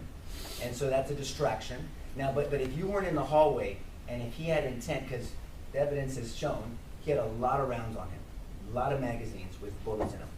He could have walked from that classroom to the next classroom, to the next classroom, to the next classroom, to the next classroom, to the next classroom, and without you being in the hallway, you and Adrian being one of the first ones in the hallway, and Paige, and Canales, and Martinez, he could have gone through that whole school and shot up the whole school. Could have. Could have, yes, sir.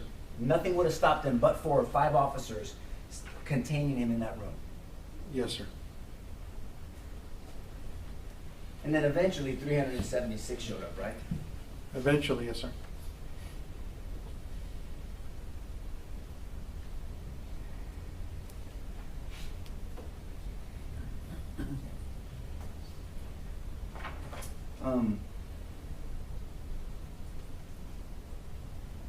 Now there was a period of time in the video where the government asked you about Adrian holstering his weapon. You remember that? Yes, sir. Where was Adrian when he holstered the weapon? He was on the south. God bless you. Where was he at? He was on the southeast corner of the building. Southeast corner, inside or outside? Outside. Outside. Was there any gunfire going on over there? No. Do you always have to worry about crossfire, friendly fire? Yes, sir. So if you don't have a threat in front of you, is it prudent and reasonable and per training that you holster your weapon if there's not a threat in front of you?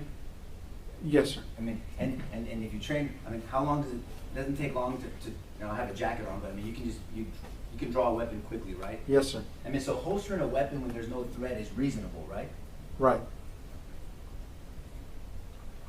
Your weapon was holstered out there. Yes, it was. Now, you said a lot of things out there. You were saying, well, I want to talk about friendly fire before we talk about what you were dispatching and what equipment you were asking for. Yes, sir. And you guys just had to do it. You kind of threw your own safety, the wings, everybody runs in. You were in a tactical, not just in a fatal funnel, but if Martinez is on the other side with Canales and Adrian's on this side, Paige, you're here, you and the chief, what is this potential when you have blue on blue? Yes, that was a concern. And what is that called? Crossfire? Crossfire, yes, sir. Or blue on blue? And so, but in that situation, you did what you had to do, right? All of you did what you had to do. But that was a potential concern as well. Yes, it was a potential concern. But back to you being outside. So you and Adrian go outside. Adrian is commanded or asked or told by the chief to go outside. He listens. Reasonable request. You go outside also because you can't break either. Correct. And you're a sergeant. And so you're out there and you're asking for flashbangs. Yes, if sir. we have them. Yes. What are flashbangs? Distraction devices, sir. And now you typically would you use those if there was a room full of children?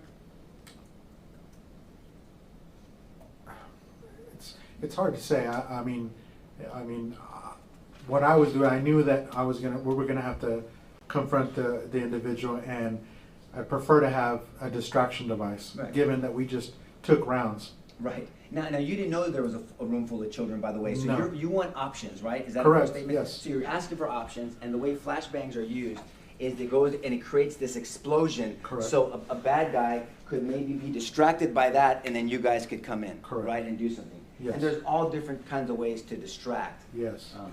But that would be one of them. One of them, yes, sir. Do you think that, speaking of distract, do you think that Saucedo and Mendoza could have distracted the shooter before he went into the building on the west side?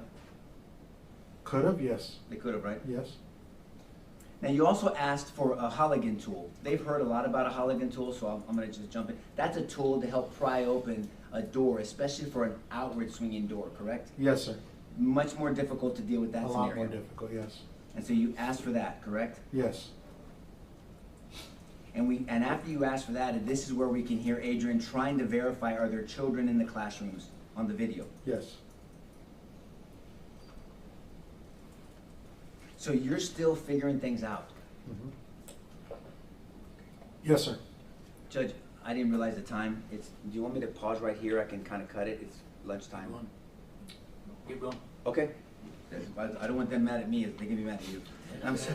We gotta finish this one, so, you know, we're not, so let's go. Okay, Judge, well, I'm doing my best. So you guys are trying to figure this out still. Yes. Okay. And then as you're figuring it out, at some point, because I know that they asked you about this, Mhm. Adrian's posting up on the southeast corner, and he's looking, and that was a reasonable thing to do, right? I thought so, yes. I mean, because there's people coming up this way. Yes. Meaning officers, and there's some defects on the window, maybe some rounds that have come out. Correct. And so two things can happen. Someone can be shot from that window. Yes. That's kind of a sniper situation. Correct. Or the person, the individual suspect could be trying to escape. Could, yes. And if they're trying to escape, then that's when you guys would confront them, right? Yes. And so someone, that's truly containing. So once again, he's following his training, taking on the role of containment on the backside, because he Yes. knew the hallway was covered. Correct. And during that time, the government asked you about kind of this, it sounded like, and it looked like Adrian was just figuring it out like you are. And he says, I saw a teacher on the ground, right? Yes. Now, you didn't hear his interview, but he explains that he didn't know at the time it was a teacher. Once he made contact with her, he knew that was a teacher at that time, right?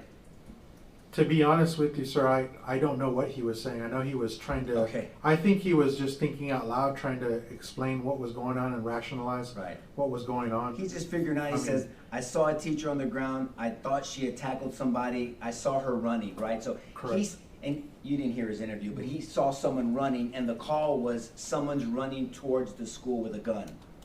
And so he gets the call, because you heard the dispatch, someone running towards the school with the gun, and where did Adrian drive? Into the school. Into the school, towards the school. Ask him to answer this repetitive now, Your Honor. All right, Same. so you saw that. So Adrian is recollecting that in his mind.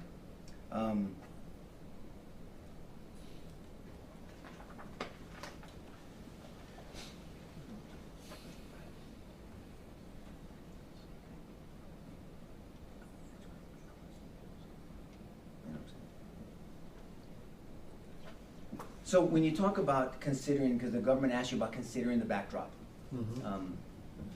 Anytime you have shooting around a school, you're never going to have a perfect backdrop, No. right? I mean, if in a courtroom, there's never going to be a perfect backdrop. I mean, these officers, you're always going to have that situation, Correct, yes. especially at a school. Yes. I mean, that doesn't mean you don't act at all and do something. No. Right?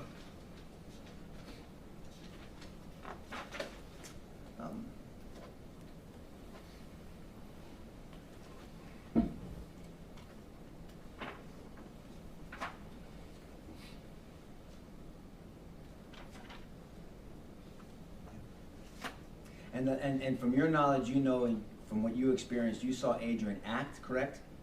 I'm sorry? You saw Adrian act as you approached at 11:35:10? Yes.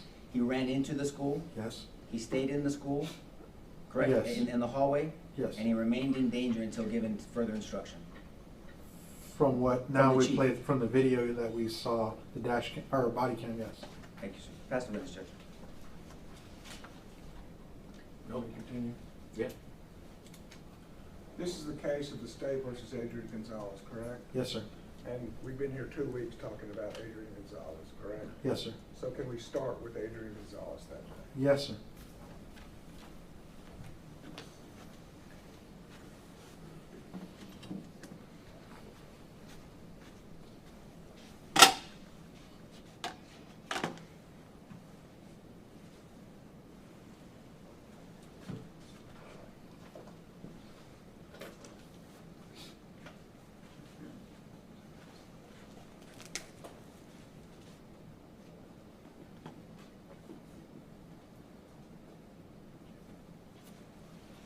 had a stipulation of around 11:31:55, give or take a few seconds. Adrian Gonzales is parked on the south lot. Yes, sir.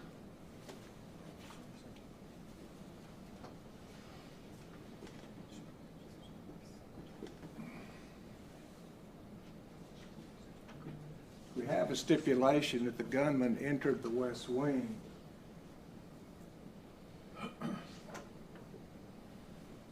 around 1 minute and 3 seconds later. Correct? Yes, sir. During that time, y'all show up about halfway in between that time. Is that correct? Yes, sir. About 30 seconds in.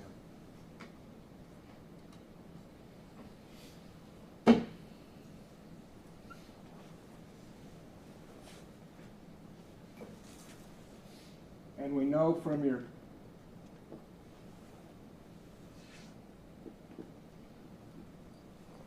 I'll make sure I have that photograph.